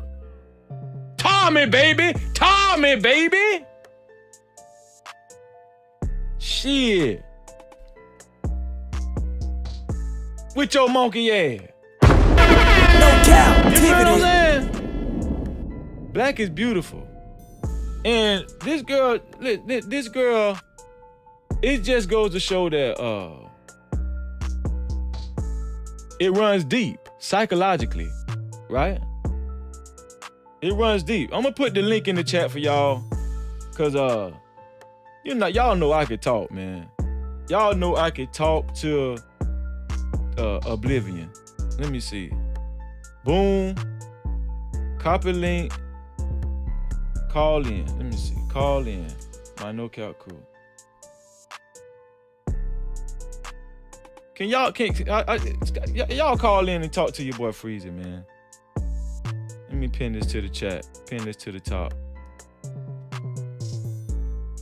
I need y'all to call in and talk to your boy Freezy, cause I'm really trying to sort this out. I'm trying to really figure this out.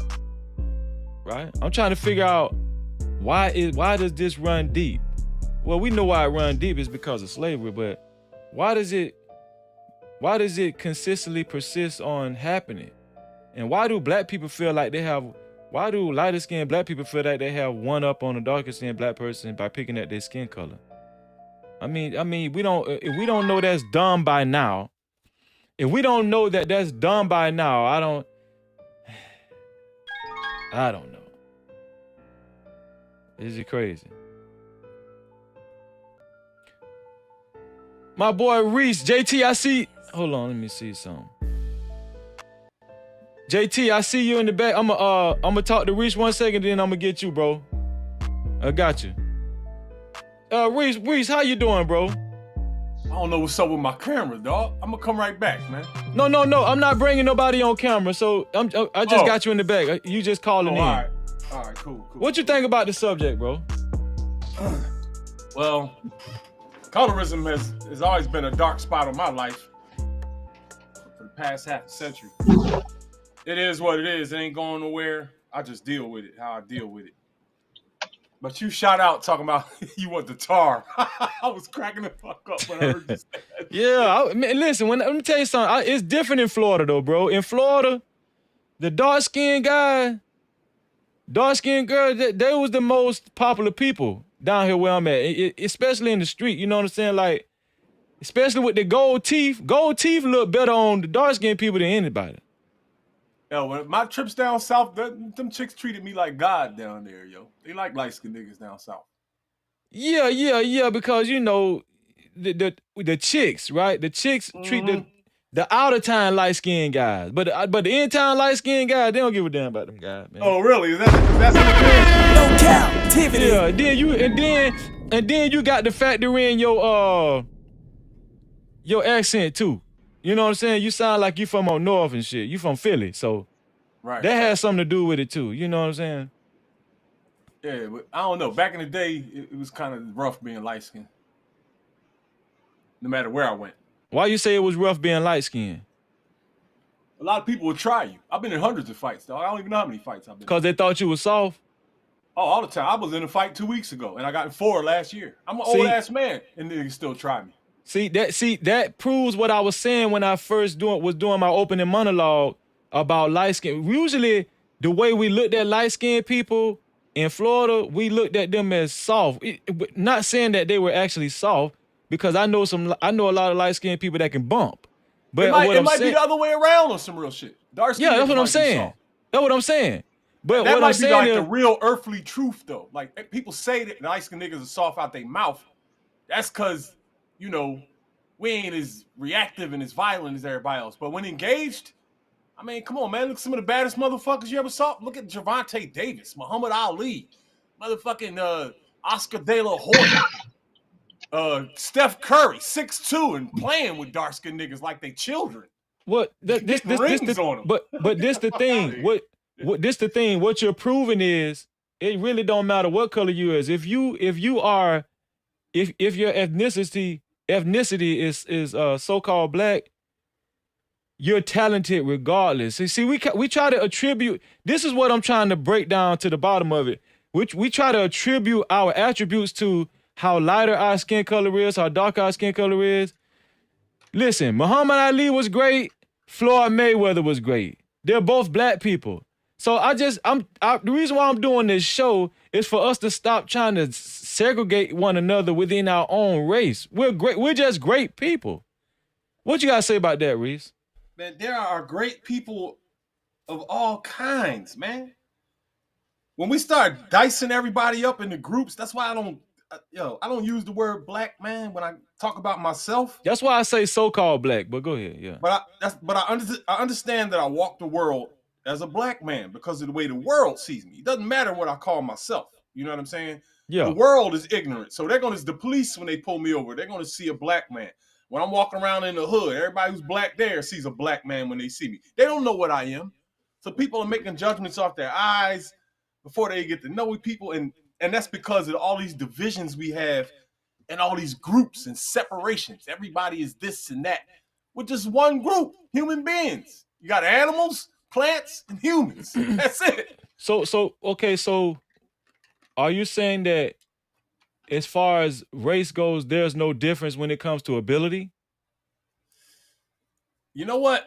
So there, I don't know what the connection is or why, but it does seem like Black Americans are the most physically gifted people in the world when it comes to American style sports. No captivity. But you gotta look at the rest of the world. You take Americans, take baseball, football, and basketball out of it, right? And boxing. Can niggas tightrope and do gymnastics like Asians? And no, we can't. So It's here for the thug. you know what I mean? Do white people jump out of? They jump out of the sky, dog, and off of mountain cliffs. Yeah, I think People have talents. I think for that's what just because niggas ain't trying to do that shit, right? You know. Listen, No captivity. they Yeah. had extreme sports. You didn't see too many black guys up in that. It's just different cultures do different things. But Yeah. I agree with think that my success in my sports career was because of my black genetics. Because You better I believe come it. from black Olympians, dog. You know what I'm saying? Yes, sir. It just looks that way. If you look at the world, you got to be real about what's in front of you and acknowledge what is. You know what I'm saying? I represent who I am and what group I come from, but I got to keep it real. Blacks. So you do acknowledge the fact that colorism is stupid as fuck, right? It's the dumbest. Top 5, one of the dumbest things going on the earth. Human beings are dumb as a motherfucker, Free. If you don't believe me, look at the cigarette industry, the alcohol industry. Like the things that are bad for us are billion and trillion dollar industries. So however anybody feels about that personally, fuck them. The math is on my side. Right. I say the world dumb. Man, I appreciate your point of view, man. I Yes, really sir. appreciate your point of view, bro. So what do you think about the young girl that I showed? The I was picture. in and out. I missed that part. What did she do? Well, it's this girl right here. This girl right here, I showed a video of her. She says she doesn't want to be black no more. How What? bad do you think it had? How bad do you think a person has to be to get to that point? Yo, How severe is that? That's what I want to know. check this out, right? That chick right there doesn't have a mark on her face. Exactly. And everything is fucking perfect. But we will call her ugly because she don't look like Iman or I was caught up in this, man. When I was a young, all my baby moms would be considered, magazine beautiful. And that's because I was caught up in this whole beauty shit and colorism shit. And I wanted my kids to be so quote unquote, I'm holding up quote marks. I wanted my kids to be quote unquote beautiful, so the world wouldn't fuck with them. Because I understood how stupid everybody was, right? Right. I would only date the most beautiful women just in case I impregnated somebody. Because I didn't want my kids to suffer. And I know that's wrong, but it's only wrong because the world is wrong. I was born into this bullshit. I didn't write it. You saying you was conditioned? Kinda, yeah. That chick Okay. right there, ain't nothing wrong with her. My baby mom, I got a baby with a chick 6 feet tall, black as the fucking street, looked like she just jumped off a zebra from Africa. And she looked like, and she's a dime, dog. Man, shout out to Reese, man. No captivity. I wish I could share a picture on here. I don't know how. Nah, well, we just calling in today, man. But I got JT behind you, man. I'm gonna take the next wanna hear caller, him bro. I go, really yo. appreciate you calling in, Reese. Yeah, I want to hear JT go, man. I'll be listening. Okay, bro. All right. JT, how you doing?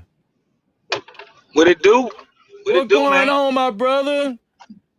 Out here driving, listening to my boy. You dig?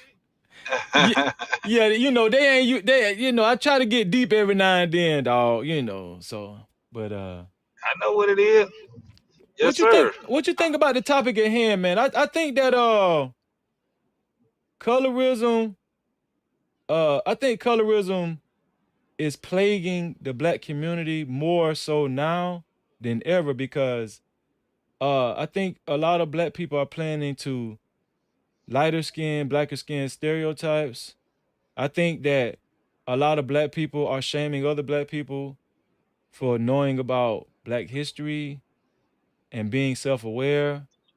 And I think there are a lot of black people that's melting into, you know, I would say white culture, white society, America. Maybe I might be wrong. I don't know, but I just really want your thoughts because I know you're gonna keep it 100 every time. What do you think about that, JT? Well, I think I don't think it's as bad as it used to be when it comes down to color. I Okay. think it's worse when we talk about image. Mm-hmm.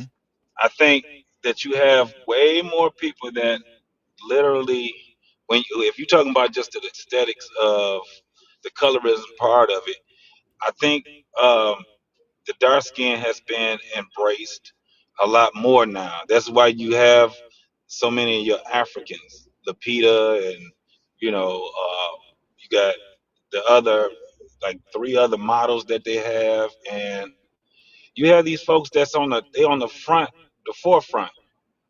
I think it's worse now because you have more people that just don't want to be who they are, no matter what color they are, no matter what race. So if they black, you got people that want to be white. If they white, they want to be another.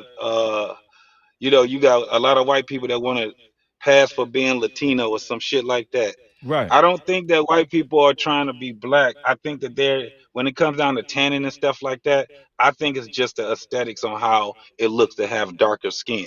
However, there are white people that want to be black. They want to live that black life until they have to be black. What I I'm gonna tell mean you. by that is Uh huh. you will have like the worst thing to me is to see a white girl trying to act like a black girl. Let me tell you why. When they act like they're black, they act very negative.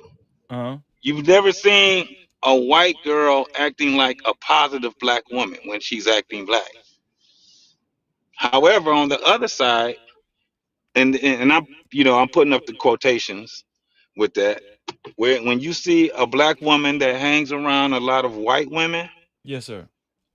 and she's the minority in that group, isn't it funny that she used great diction?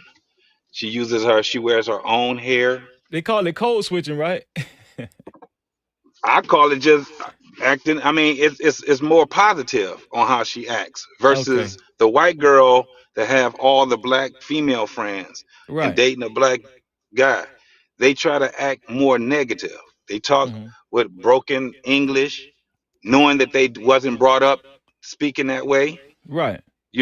You got girls up north, white girls up north trying to talk like they from goddamn from Florida. You know what I'm saying? Or That's from a fact. Alabama or something like that. You like, what the fuck is wrong No with you? So captivity. I think it's more people don't want to be who they are. Mm-hmm. Now, when it comes down to colorism, I mean, it's always going to be there. It was way worse back then because I remember, and I'm a '70s baby, so I remember family members telling me to put a hat on because I'm gonna get too damn dark outside.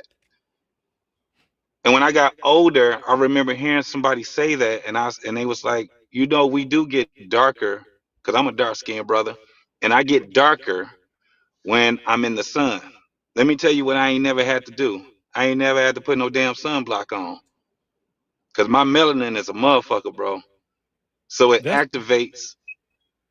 It that's what activates. I'm saying. Keep going though. I'm sorry, but you just yeah, you cooking, No, bro. right. So it's a protection. So Yeah. when you see people that have fair skin, I'm Yeah. telling you, I've been in the sun, bro. Really, I've been in, you know, 110, 115, degrees outside. I've never gotten sunburn at all, ever. The worst thing that could ever happen to a dark skinned person is that our skin starts peeling. That's about as far as that shit go.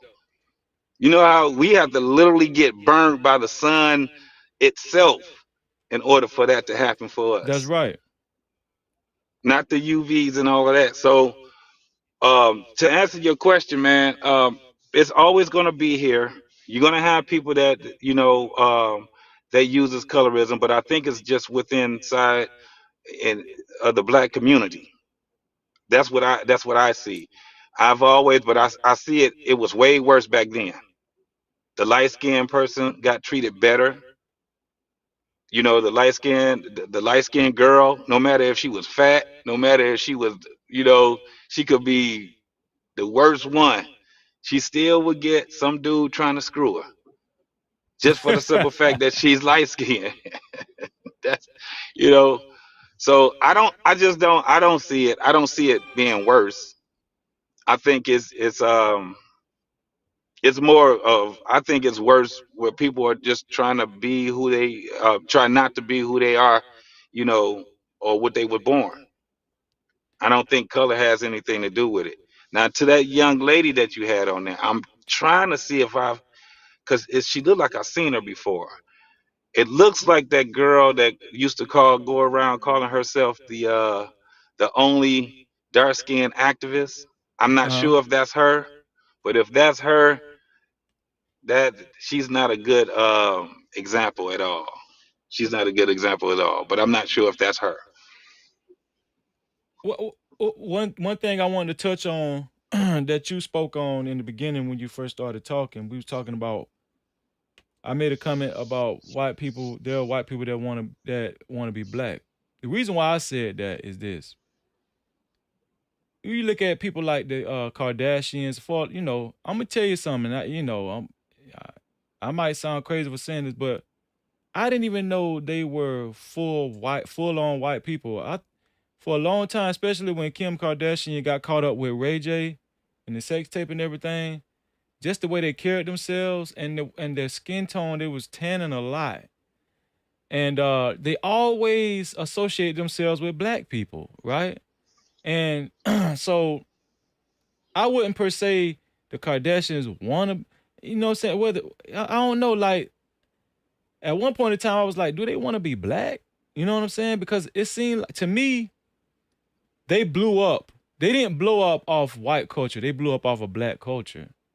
You know what I'm saying? And even people that I know personally, just like you said, I know people that will change their hairstyle into like braids or just Hmm. purposely get dreads. White people, they get dreads and hairstyles and just try to assimilate what they think is the closest thing to being a black person. And they make sure they go get tan. And, they'll darken their skin. Now, maybe you're right. Maybe they're not trying to be black. Maybe they're just trying to associate themselves as close as possible to black culture. Maybe that's what it is, JT. Maybe they're just trying to be closer to black culture. But they will even go as far to talk black. I'm gonna just be honest with you, bro. Sometimes now I can understand white people that just actually grew up and was born and raised in the hood and they just don't know. They don't know anything different. But those people that just actually gravitate to the culture and appropriate themselves to sounding black, right, and all of that kind of stuff, and doing anything they might feel is black antics. Hmm. I just don't think they're right. You know what I'm saying? I mean, but the point I'm trying to make is we got black. It's not about white people. The point I'm trying to make is, if you look at your screen right now, we got black people like this girl that's complaining about being black, and she says she don't want to be black no more. When there's white people that's trying to get in the same room that she already was born in. Okay, No so captivity. Genesis 1 said that is her. Let me tell you about this young lady right here. If that's her, you have to ignore her. She is so confused, bro. She is aesthetically, she is beautiful. She has great, beautiful skin. One minute she's saying that, the other minute she not. And the reason why is because she was going on through social media harassing people. She called Really? herself the only black activist. Yeah, yeah. She called herself the only black activist, bro. And I'm telling you right now, that girl is. If you can go, dang, if I was at home, I can send you a couple of clips. I had did a couple of clips on her a couple of years ago on my show, and she just went around getting her feelings hurt harassing people. She's just a troll. That's basically what it is. She's a troll. Now, understand this: when you talk about the Kardashians, Uh-huh. yeah, they are Armenian. I don't know if Armenian is somewhere in the Middle East or whatever it is, but I don't think that they're trying to appropriate black culture. I just think that black Americans is dope as hell. We just some dope motherfuckers, dog. That's a fact. No captivity.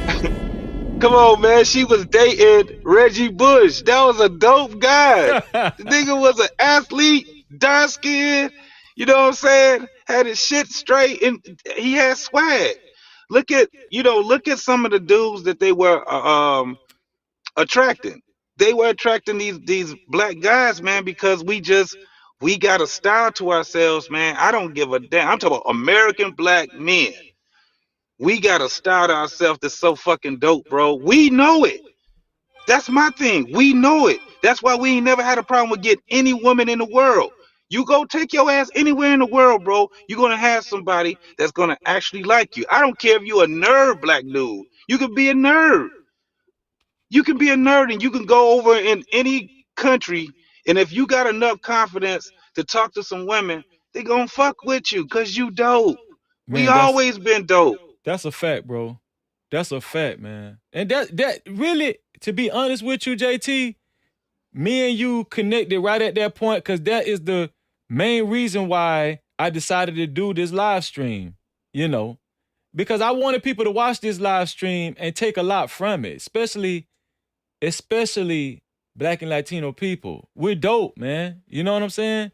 Yeah, And I wanted to do a background on colorism. Right now, I didn't know J Hub in the chat and Alexis from Texas in the chat. They brought up the concept of the brown paper bag. I'm pretty sure you heard of that, JT, the brown paper bag yeah, test.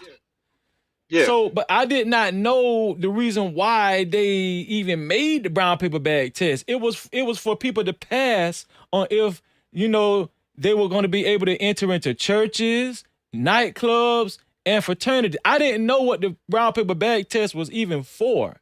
Did you know that yeah. what it was for? Yeah, I mean, if you look at a lot of these older movies that date those dated movies. Yeah. Um, there's what's the lady's name? She was a blues singer, and what she did was she had some dancers that she had to do the audition, right? And what happened was because it was done to her too. They danced. They were very Was it talented Josephine and all of Baker? that. Not Josephine Baker. Billie It was Holiday the or something?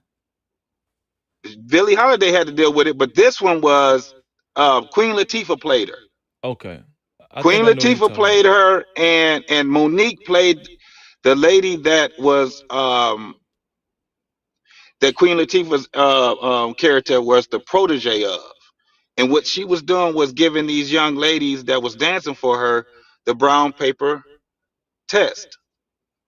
And it was a scene where Queen Latifah was singing, and Monique's the comedian Monique, her character gave her the brown paper bag test Okay. just to see if she was, and they've always done this. So that's within the black community, but it was done that way because I mean, think about it. A lot of black or brown or dark, it had a really bad connotation on there. So I don't want to get into like slavery and all that stuff. I'm talking about we could just keep it to the 50s and the 60s and the 40s, right? Yeah. It's always been like that with us. It's not like that nowadays. Some of your darkest people are considered to be most beautiful people by the world. So now is even though it's always going to exist, it has exist. It's just not going to be that prevalent anymore. Right now, we got other issues we gonna have to deal with. These new damn issues we got to deal with. I can deal with colorism. I'm a dark skinned brother. I ain't never had a complex about my dark skin. I probably had a bigger complex about my big ass feet than I did with my with my color. You know what I'm saying? I Yeah. probably had more of a complex with, being dark skinned with curly hair, and everybody thought that I was mixed with something. I had more of a complex on that, but I never had a complex with somebody not liking me because I was dark skinned. It just and it was probably just because how I was raised. It was just like that. Most of my family was dark skinned. The ones that had to deal with it was the light skinned ones in our family. You know, and it wasn't probably that much of a. I know in my generation it wasn't that bad, but it was like my man when he first came on. He was saying, um, if you was light skinned, cats used to think that you was soft. You know what I'm saying? Right. But anybody that came from Detroit already knows it didn't matter because we got some of the hardest cats in the D that light skin. You know what I'm saying? That's a Shout fact. out to Big Meech. Shout out to No Big Meech. captivity. You know what I'm saying? So it's not as bad now as it used to be. However, it does exist. I definitely agree with you on that one right there, bro. Most definitely. Man, I appreciate you calling in, bro. Yeah, I'm gonna keep cooking on this. You got anything else you want to add, bro? Man, just keep doing what you doing, Freezy. They get your personality is showing, bro. You be having me laughing. I was watching the other show that we did earlier this week. Yeah, I watched what you did yesterday. Was it yesterday with Mandrell? Shout out to Drelly yeah. and E Man. And man, just keep doing what you doing, bro. I'm glad you out here, doing it live. But we still need some of them videos too, boy. That's a Still fact. need some of them videos, Just man. thinking about that too, man. I'm gonna get back on the pre-recorded, But man. I Yeah. know when you get into this live bag, man, the more you do it, the more you be like, well, shit, I could just cut this shit up. So, Exactly. You you feel know what I'm me? saying? I feel you on it. I Yeah. feel you on it, man. Keep doing what you're doing, man. Everybody's catching on to you. You know what I'm saying? I definitely got your back. Now you done got me. You got to fire up under me again so I can go ahead and start doing my shit. My Let's Saturday get Night it, Live. JT. Let's get it, No baby. captivity. Let's get it. Hey, that's my For dog, y'all, sure. man. JT, man, that's my dog. Real talk. Let me tell y'all something. I'm talking about this dude actually called my phone and say, Freezy, man. Bro, man, he was actually one of the initial ones that was encouraging me to go live. Real talk. And he was telling me to keep going. He was telling me how good he felt like my pre-recorded video. JT, I just want to say, bro, from one brother to another, I really appreciate you and I love you, bro. Real talk, man. Oh man, already, bro. Love you back, man. Most definitely, bro. Just keep doing it, man. Okay, bro. I'm gonna take the next caller. All right, man. You take it easy, bro. You too, Jay. Alexis from Texas. How are you doing? Hey, what up, family? Oh, I'm doing good. How you doing today? I'm doing well. Thank you for asking. Hey, look, I like the salmon color shirt. I just want to put that out there. I'm trying to do a little sign, a little sign. I see you. I see you. Salmon's Yeah. good for you, by the way. Not just in the color, but also for eating. Hey, that's right. So what you got on the topic this evening? Colorism. I know you got a lot to say about this, right? Look, I got a little bit on it. I'm gonna be honest. Colorism wasn't something I recognized off the bat until it was explained to me. And Mm-hmm. once it was explained to me, I kind of went back in my mind and I was like thinking like, when this happened, could have been it? When this happened, could that have been it? But because, and I want to give even though my dad is not the type to be on YouTube listening and stuff like this, but give a shout out to my father Mm. and my mom too. But it's important as us girls, especially us brown girls who have fathers in their home, that it's not something that I ever felt with my dad was an issue. Mm-hmm. It's something that I never my dad always let me know, and my sisters, like me and my sisters are like three different shades. I'm like the considered brown one. My youngest one was considered light skinned until she moved down here to Texas and darkened up just a little bit, but she's still considered light skinned. Okay. And then my middle sister, she's like, dark, and I mean that beautiful dark, no blemishes, no nothing. Like we was talking earlier, she smiles, she got pretty white teeth. No We are like captivity. like that. So my dad never made a distinction between us. And Right. he always let us know that we were beautiful and all that stuff, to where I didn't feel that I was affected by it as far as when I first got introduced to it and knowing what it was, Mm-hmm. because it didn't get past my radar because of what was going on at home. What was going on at home, that conversation didn't come up as far as light skin or dark skin. We would joke and stuff like that, but when it came to thinking who looked good, we didn't bring up, oh well, that person, oh, that, or make the reference that either because they're light skin or dark skin, that one looked better than the other. So, So so I do you think go ahead. that you mentioned your dad, right? Yes. Do you think that that's a problem with black kids and their parents and stuff? You think like when there's a lighter skinned child in the home with darker skinned child, you think sometimes parents do treat the lighter skinned child more special sometimes? I will say that, like I said, when I got older and it was broken down to me as far as colorism, and because it may have been talked about in circles, but we didn't have a name for it at the time. Yeah. But like I said, when I thought back, I started thinking about stuff, and I was like, to where I recognized, oh, that, like I said, that was this, that was then, that was, and in my own friend circles and going over to their houses and seeing how parents interacted with them, and going to school and seeing and actually seeing it in school but didn't know what it was. And because I was a somewhat popular kid, I sang, I rapped, I was into acting, I went to a performing arts school. So I didn't see it like that because I didn't feel like I was getting missed out on because of my color. You feel what I'm Right. saying? So Yeah. to me, and then I'm brown. I'm the in between. I'm brown. Nobody ever was like, "Oh, you black as hell," or I never had those comments because I'm considered brown.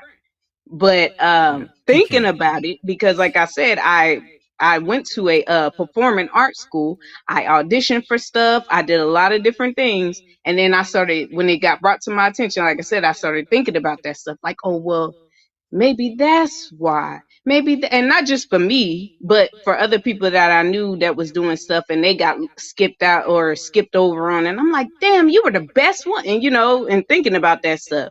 But that was years ago. Like I said, I recognized it when, as far as not recognized, but uh, the information being brought to me at an older age, as far as what colorism was. I mean, I can't say back 10, 12, 15 years ago if that was it. But like I said, with it being brought to my attention, I was able to correlate and think like, oh man, maybe it did happen here. Maybe it did happen there. But shout out to my dad, because like I said, when we were in the chat talking about it, like a lot of stuff starts at home. When you have and even on the point as far as what you said, that some parents might have been treating the children different, it started at home. If they're treating the light skinned one different than the other one, that starts at home. And luckily for me, what started at home was my dad reinforcing into all of us that we were beautiful. And so Do you that's my think take on it. do you think I asked JT this before you? He gave his opinion on it. Do you think that colorism is just as prevalent today, more prevalent, or is not really a factor today in today's society? Yes, it's still a factor, and it's prevalent. Um, I would say the only reason why it's more prevalent now is because we have a name for it. Like I said back then, like when we was younger, Freezer, we didn't have no name for it. We didn't know what it was, That's a right? fact. So now You that just we made have a a great name for point it, too. That was a great point you just made. yeah, but Good. that's what I'm saying. Like now that we know what it is. Now that's what I'm saying when I told you, like, I was young and I was in performing arts school and I was auditioning for plays and different musicals and stuff like that, and other people around me were, and it took me, I was like, when did the first time I actually heard about colorism? I think it was about 26 when I Mm. actually heard about it. 26, 27, I heard about it. And then some years later, somebody actually broke it down to me. And when I got the breakdown, I was like, that's when it was like a floodgate of memories. Like, oh man, you know.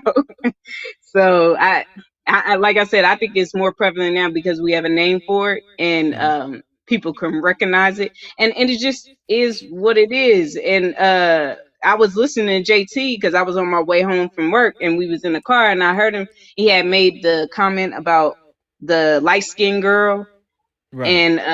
and that was this. I remember being in high school and thinking the same thing, like, yo, like, knowing the girl that's just light skinned, that she light skinned and that's it. Everything else is out of there. And she getting guys only because she light skinned. And we be looking like she is but ugly. I The think only I think I think situations like that be more so on the men's ignorance Mm. than the person that they're choosing's ignorance. You know what I'm saying? It's No, you're just right. it's just stupid though. Like that girl, you absolutely right. She could have like bumps all on her goddamn face, and that girl could her breath could be stained. You know what I'm saying? I And I'm talking about like I mean, like you're absolutely right, man. You're absolutely right. And then just because she light skinned, they deem her as more special than than somebody like you. You know what yeah, I'm saying? That's yeah. crazy though. And I ain't gonna lie, I remember this girl that I'm thinking of and I'm telling you about when I was in high school. Um I don't know if they did this at your school, and I know they still do this sometimes at the school, like a Valentine's Day, and you can Right. buy little stuff. The kids, like the committee, will be selling little Valentine's cards and candy that you can buy and have sent to another student. Mm-hmm. And I remember we came to school, like I didn't have any problems with her. Like I mean, and she was an amazing performer, you know, as far as dancing. She could dance her behind off, and she can draw. And like I said, I went to a performing arts school. But I remember coming in, and we girls, so we all talking. I'm like, oh, I know when I better have about 4, 5 Valentines in my life. You know what I'm saying? Right. And I get to my locker, and I had like 3 in my locker, and then they come to your classes and drop them off as well. Mm-hmm. And boy, when I tell you we got to that, look, I'm gonna have to get in my Midwest slang real quick. I swear we got to that motherfucker like I was like, that motherfucker like, and it was about I it had to be over 15. Just fell out the locker, and I was just looking. I looked and then I hurry up and looked away like I was doing something. And I'm turning thinking to myself, like, I know she ain't got about this. I know she. Ooh, Lord, forgive me. Don't hate on her. I was like, girl, look. Ooh, yeah. Girl, you go, girl. You go, girl. Ugh.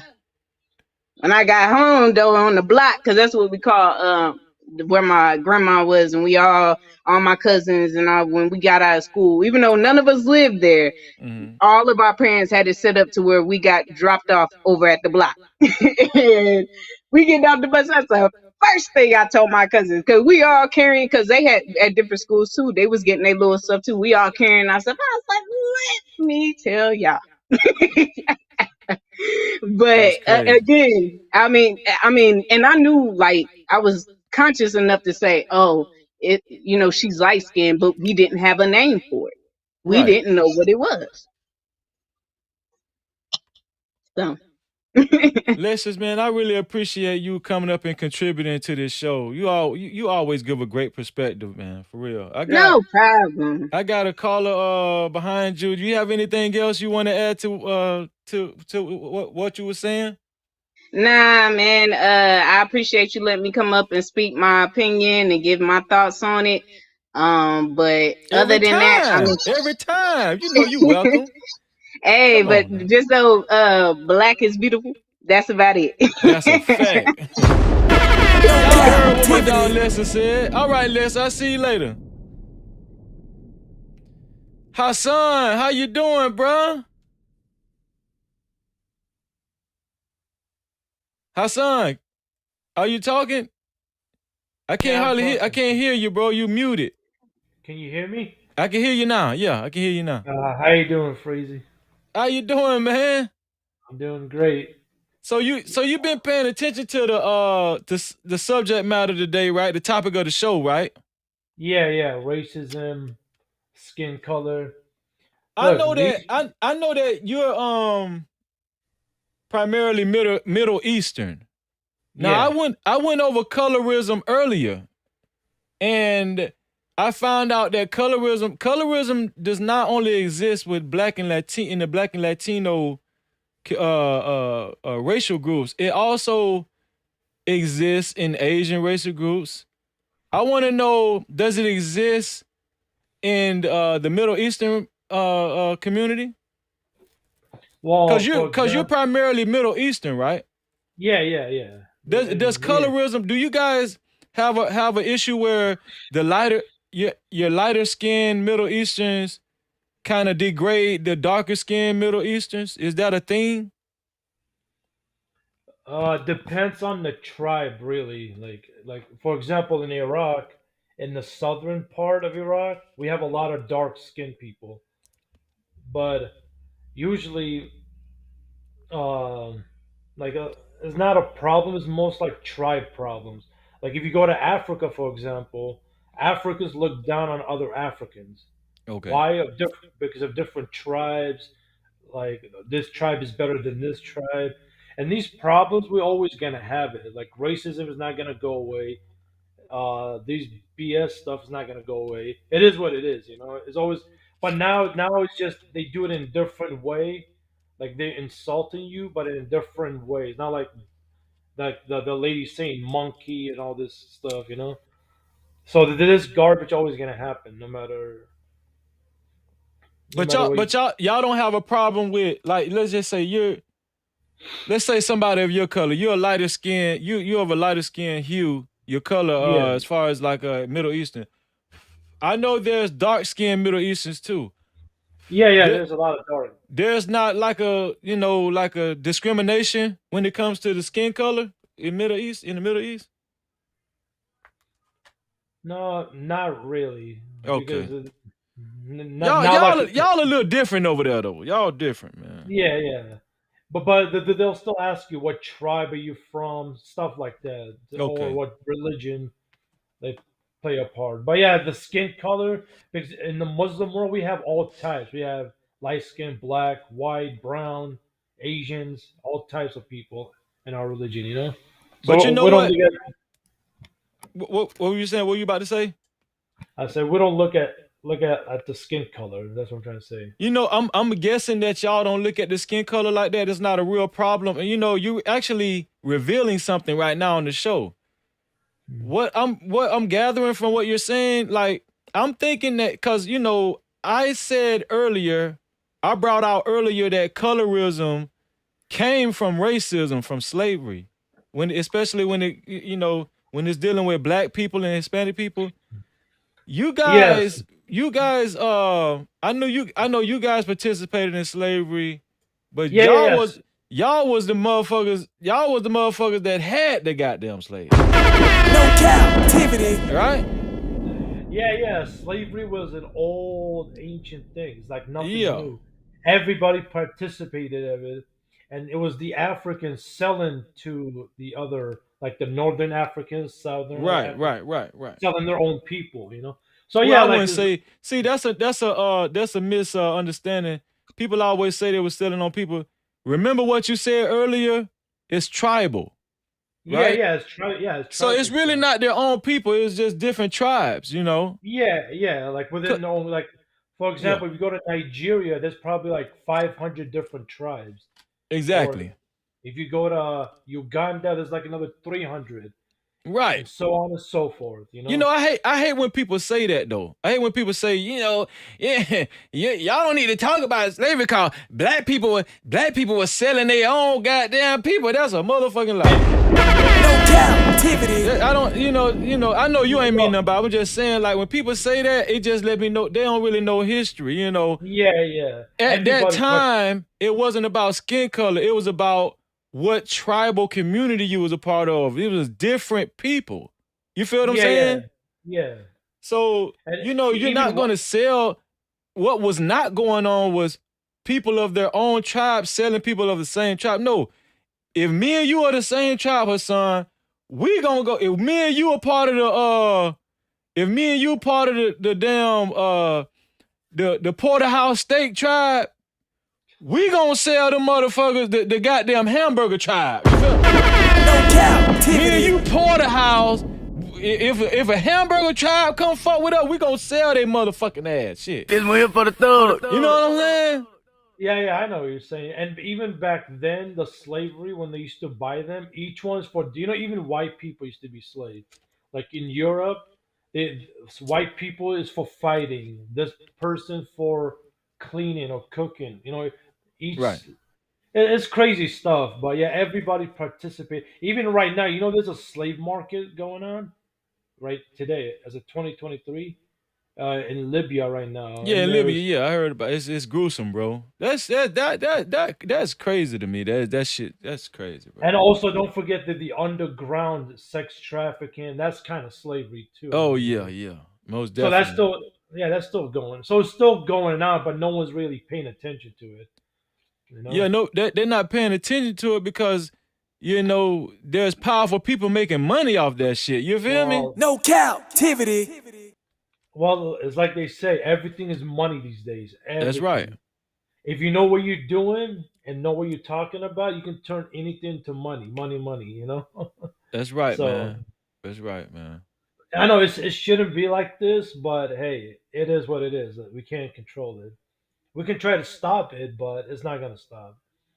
Hey, Uh, I'm inclined to agree with you, Hassan. I'm inclined to agree with you, This bro. one here for the thug. You got anything else you want to add? I'm about to do my ending monologue and give everybody shout outs and stuff. You got anything else you want to say? Yeah, one last thing. I send you a video on your email. I don't know if you received it. Yeah. Hopefully you review it and react to it. It's a good. You're gonna learn a lot from this video. It's like, I'm most definitely gonna look at it, bro. Anytime you send me something, you can count on it. I'm gonna look at it, bro. Real but talk. but I don't know if it's sent. Can you check real quick, see if you Yeah, I'll check received it right already? now. Let me see. Hold on. You send it to freezy76@gmail.com? Yep, yeah, that one. Hassan Tahir. Tahir. Yep, I yep. got you, bro. Yeah, that video is great. It's gonna explain a lot about why Americans cannot. You'll see, you'll understand it. Hey, It's really I'm about listen. I'm gonna tell you exactly what I'm gonna do as soon as I get off of here. I'm gonna go eat me some dark skinned pot roast and look at that motherfucking video. No You feel me, captivity. good. Hassan? I feel you. I That what appreciate you. I appreciate you having me on I too. appreciate you too, bro. No, Hey, that's my dog Hassan, man. Hey, I'm letting y'all know right now. Don't fuck with Freezy because I got ties everywhere. All right, Osama bin all them guys, them my close friends. Osama them and Hussein them and Hassan them my homeboys. Y'all don't fuck with me. I'm trying to tell y'all This right one here now. for the thug. Miss Piggy said, I'm from the tribe of Judah. All praise to the Most High. That's right. No captivity. Man, shout out to Miss Piggy, man. She know what time it is. Listen, so y'all know I can run my damn mouth. I want to thank everybody for calling in. I want to thank all the mods. Listen, I want to thank Genesis 1. I gotta keep giving Genesis 1 a shout out. Genesis 1, she makes sure she puts the timestamps in the comment section every time. Real No talk. captivity. And I want to give a special shout out to Genesis 1. I really appreciate you. Genesis 1, your support does not go unwarranted. God bless you. And I really appreciate you. Real talk. I want to say I appreciate all my mods that showed up. Miss Piggy, Wiley. I want to shout out podcast. I seen your little podcast, Beans, aka Cass. Thank you for coming through, bro. That's my brother. I want to shout out everybody that came through. Alyssa's from Texas, all the people that called in, JT, Reese from Philly, thank you. Everybody in the chat, my whole No Cap crew, thank you. Thank you. I see people in the chat. Emperor Kojak 313, what it do? What up, though? Emperor the Great, what up, though? I see, thank you, Lady Nevo. Lady Nevo has been with me from the beginning. Thank you. Real talk. I'm gonna tell y'all something. The ladies is more loyal than the men. I'm telling y'all right now. Ladies, man, listen, get the ladies on your team. Shout out to the ladies. Listen, No captivity. Miss Piggy and Genesis 1. What? Man, listen, man, I would hurt y'all about them people, man. No I'm telling captivity. you. And man, shout out to Wally, man. Shout out to Wally in the building. Why High? I'm just reading. Shout out to World Class for coming through. Y'all know how I do. I got Organic Lifer. Thank you for coming through. Y'all know how I do. JD 25. Thank you. J Hub. Thank you for the super chat, bro. Thank you. Real talk. Super chat. Oh, thank you. Check the cash out, bitch. Justin Wade came through with the $10 cash out, bro. I really appreciate you, bro. I really appreciate you, Justin Wade. He said I'm at work and I'll be watching the replay. I appreciate you, bro. You so damn dumb. Check the cash out. Listen, also, I want to thank Y High for coming through. Who else? Let me see. Travel One is always a pleasure. Von Bryant, another mod. The Harris Tribe. Thank you, Harris family. I'm gonna have to do a collab with Harris family because they deep. They real deep. Let me see. If y'all check out my boy JT's podcast, What We Know podcast too, man. Hey, JT is dope. He's full of information. Thank you everybody for coming through, man. Real talk. I said Wally Heed. Thank you. HEED. Thank you for coming through. E Senior. Thank you for coming through. JC the Conqueror. Thank you for coming through. Cody is King. Thank you for coming through. I really appreciate y'all for coming through, man. Real talk. Lucky Marie. I can't forget about my dog, Lucky Marie. Thank you for coming through, Lucky. For real talk.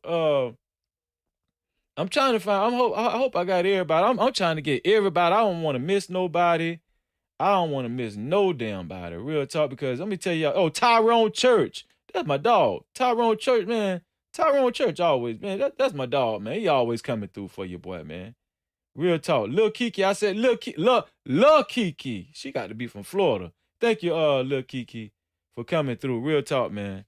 But I just want to say this here, man, before we get up out of here. I want to say this here. Yo, colorism is dumb.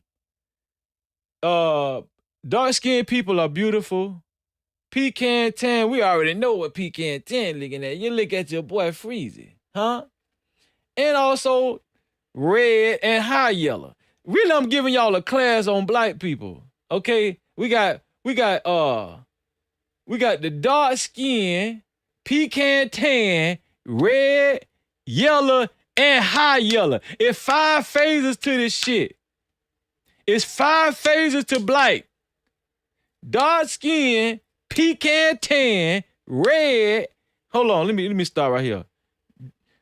It's dark skin, pecan tan, red, yellow, and high yellow. Can't forget about high yellow. High yellow be the main ones picking that our motherfucking ass. Y'all need to stop that shit. Yellow and high yellow. Y'all the motherfuckers that we talking about. Okay, y'all need to stop that shit. All right? Stop that shit cause people think y'all soft cause just from first glance. And dark-skinned people, Y'all stop thinking that them high yellow people and them yellow people is soft. Stop that shit. Okay? Stop. Colorism is out. We're one community, and we're going to keep thriving and surviving. And also, we're going to keep being successful. Okay? Real talk. I want to say, Genesis once said, midnight to translucent. No captivity freeze. No captivity. Hey, that's a new one now. I'm just saying, we'll go with that one because you my sister. Midnight to translucent. One time I'm a translucent folk in the building, man. But anyway, listen. I want to say I love y'all. You know what? Hold on, man. I got to do this before we leave. Because I always, listen, I don't feel right unless I do it. I don't feel right unless I do it. Hold on. Let me do this right here. Y'all hold on 1 second. I'm finna give y'all a word. If y'all don't want this, y'all can leave. But the ones that want this, we finna share this right here. I'm finna bless y'all. I'm finna bless y'all with this right here. Let me see. Into a similar apartment. Here we go. Here we go. Hold on. Y'all check this out right here. Y'all check this one out right here. Now this a powerful one right here now. Y'all know I got to share the word with y'all, right? This a powerful one right here. Now y'all tell me what y'all think about this one here. Y'all tell me what y'all think about this. Huh? This one here, this comes from Romans 2:11. English Standard, it say, for God shows no partiality. Did y'all see that? All praise to the Most High. Black, Hispanic, and we gonna throw in the true Native American Indians too. We ain't talking about y'all $2 Indians. We ain't talking about the $2 Indians. We talking about the real Native American. I'm gonna throw y'all Black, Hispanic, and the Native American Indian. God shows no partiality. Okay? I got to give a word. That's just what it is. All right? Thank you. All praise to the Most High. Listen, man. Listen. This show is growing. I'm telling y'all, this show is growing, man. And I want to encourage y'all to do this. All the people that actually fuck with Freezy. Could you please share my channel? If you have a Facebook page, share my channel. Share it with some. Just text it to somebody. Email it to somebody. Right? Put it on your Facebook, Instagram. Share it. Screenshot me right now. Don't I look good? Look at me. Just look. Hold on. Just look at me. Just stare at me for like 10 seconds.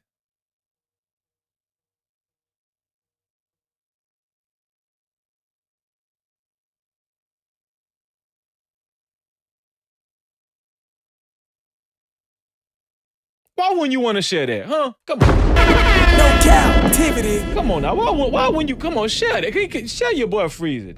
Listen, I fuck with y'all. Y'all fuck with me.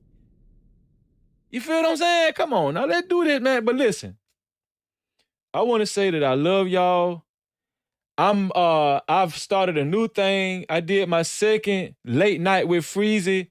I kind of like late night with Freezy. So y'all check out Freezy late night too. All right? I'm improving the show. I'm buying new software to do my thumbnails. I'm just trying to elevate my image on the I'm just trying to elevate the brand. The cosmetics. That's what I was trying to find. Cosmetics. So yeah, it's going to get better and better and better. And I'm doing everything I can on my end. Like I always say this, man. Listen.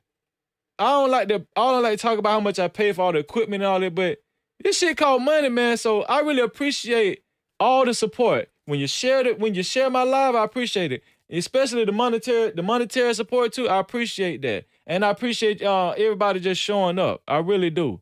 Okay?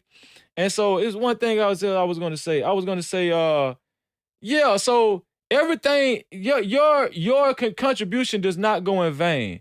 Okay? I'm gonna tell y'all something. This shit ain't cheap. You know, all the equipment in here. Look at this shit, man. All this shit, equipment, this camp. This shit is not cheap. This computer is brand new. This is a goddamn M2 Mac 2023. Go look it up on Google. M2 Mac 2023. Okay, and this is a second computer. When I first started on YouTube, I was using my old Mac. Okay, but I bought that one too. I bought it used, but yet and still, this shit is not motherfucking cheap. I'm talking about stacks on stacks on stacks. So any little bit help, okay? I'm telling y'all right now. I'm just telling y'all right now. I'm not profiting off this. I'm doing this for y'all. I'm telling y'all right now, I'm doing this for y'all. Okay? I didn't say all that to brag. I'm just telling y'all. Listen, I got to say this. I didn't say all that to brag about it. I'm telling y'all that I actually, in my heart, I want to do this. I want to connect with y'all on, touching subjects, real life subjects, meaningful subjects, man. I wanted to control what comes out of this platform. A lot of times I participated in other platforms, and I participated in some dope platforms. But Freezy has his own personality, and I wanted y'all to see it. I want to share what my interests and concerns and passions are with you guys, and hopefully we can actually connect with one another on a common ground and share commonalities with one another, man. Listen, and I appreciate y'all, man. Organic life, that means a lot. They can't stop me, man. They can't stop me. I appreciate you for being here, bro. Real talk. But listen, like I always say, y'all know what I'm finna say here, right? Y'all know what I'm finna say. I'm gonna wait till somebody write what I always say at the end of the show. What Freezy always say? Huh?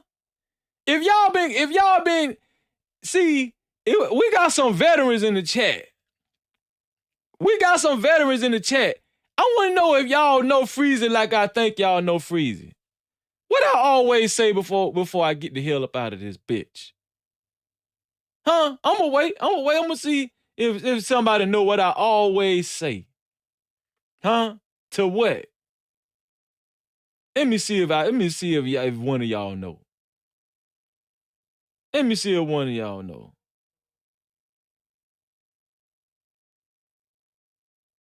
Oh, Miss Piggy did it. Look, Miss Piggy was the first one. Let me say.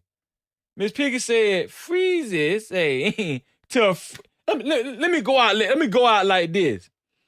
I'm gonna do this. I'm Miss Piggy. You know something. Look. Miss Piggy. Genesis 1 know what I say. Wildin', see them veterans.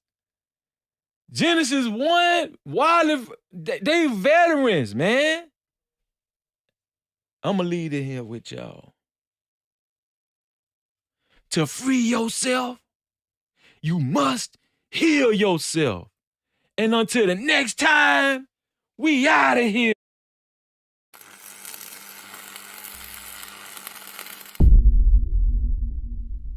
No captivity. Freezy.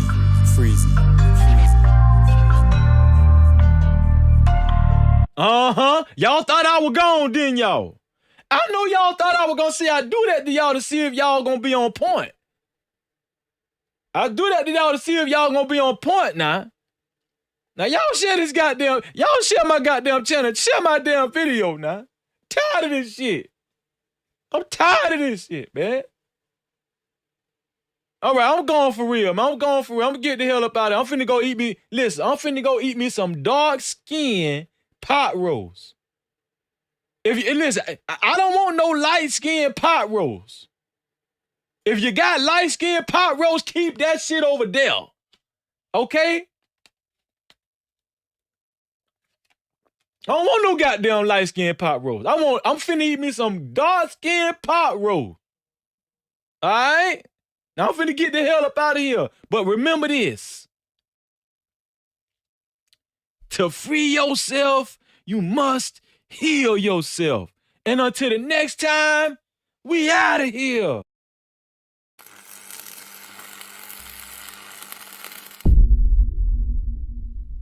No captivity. Freezy, freezy.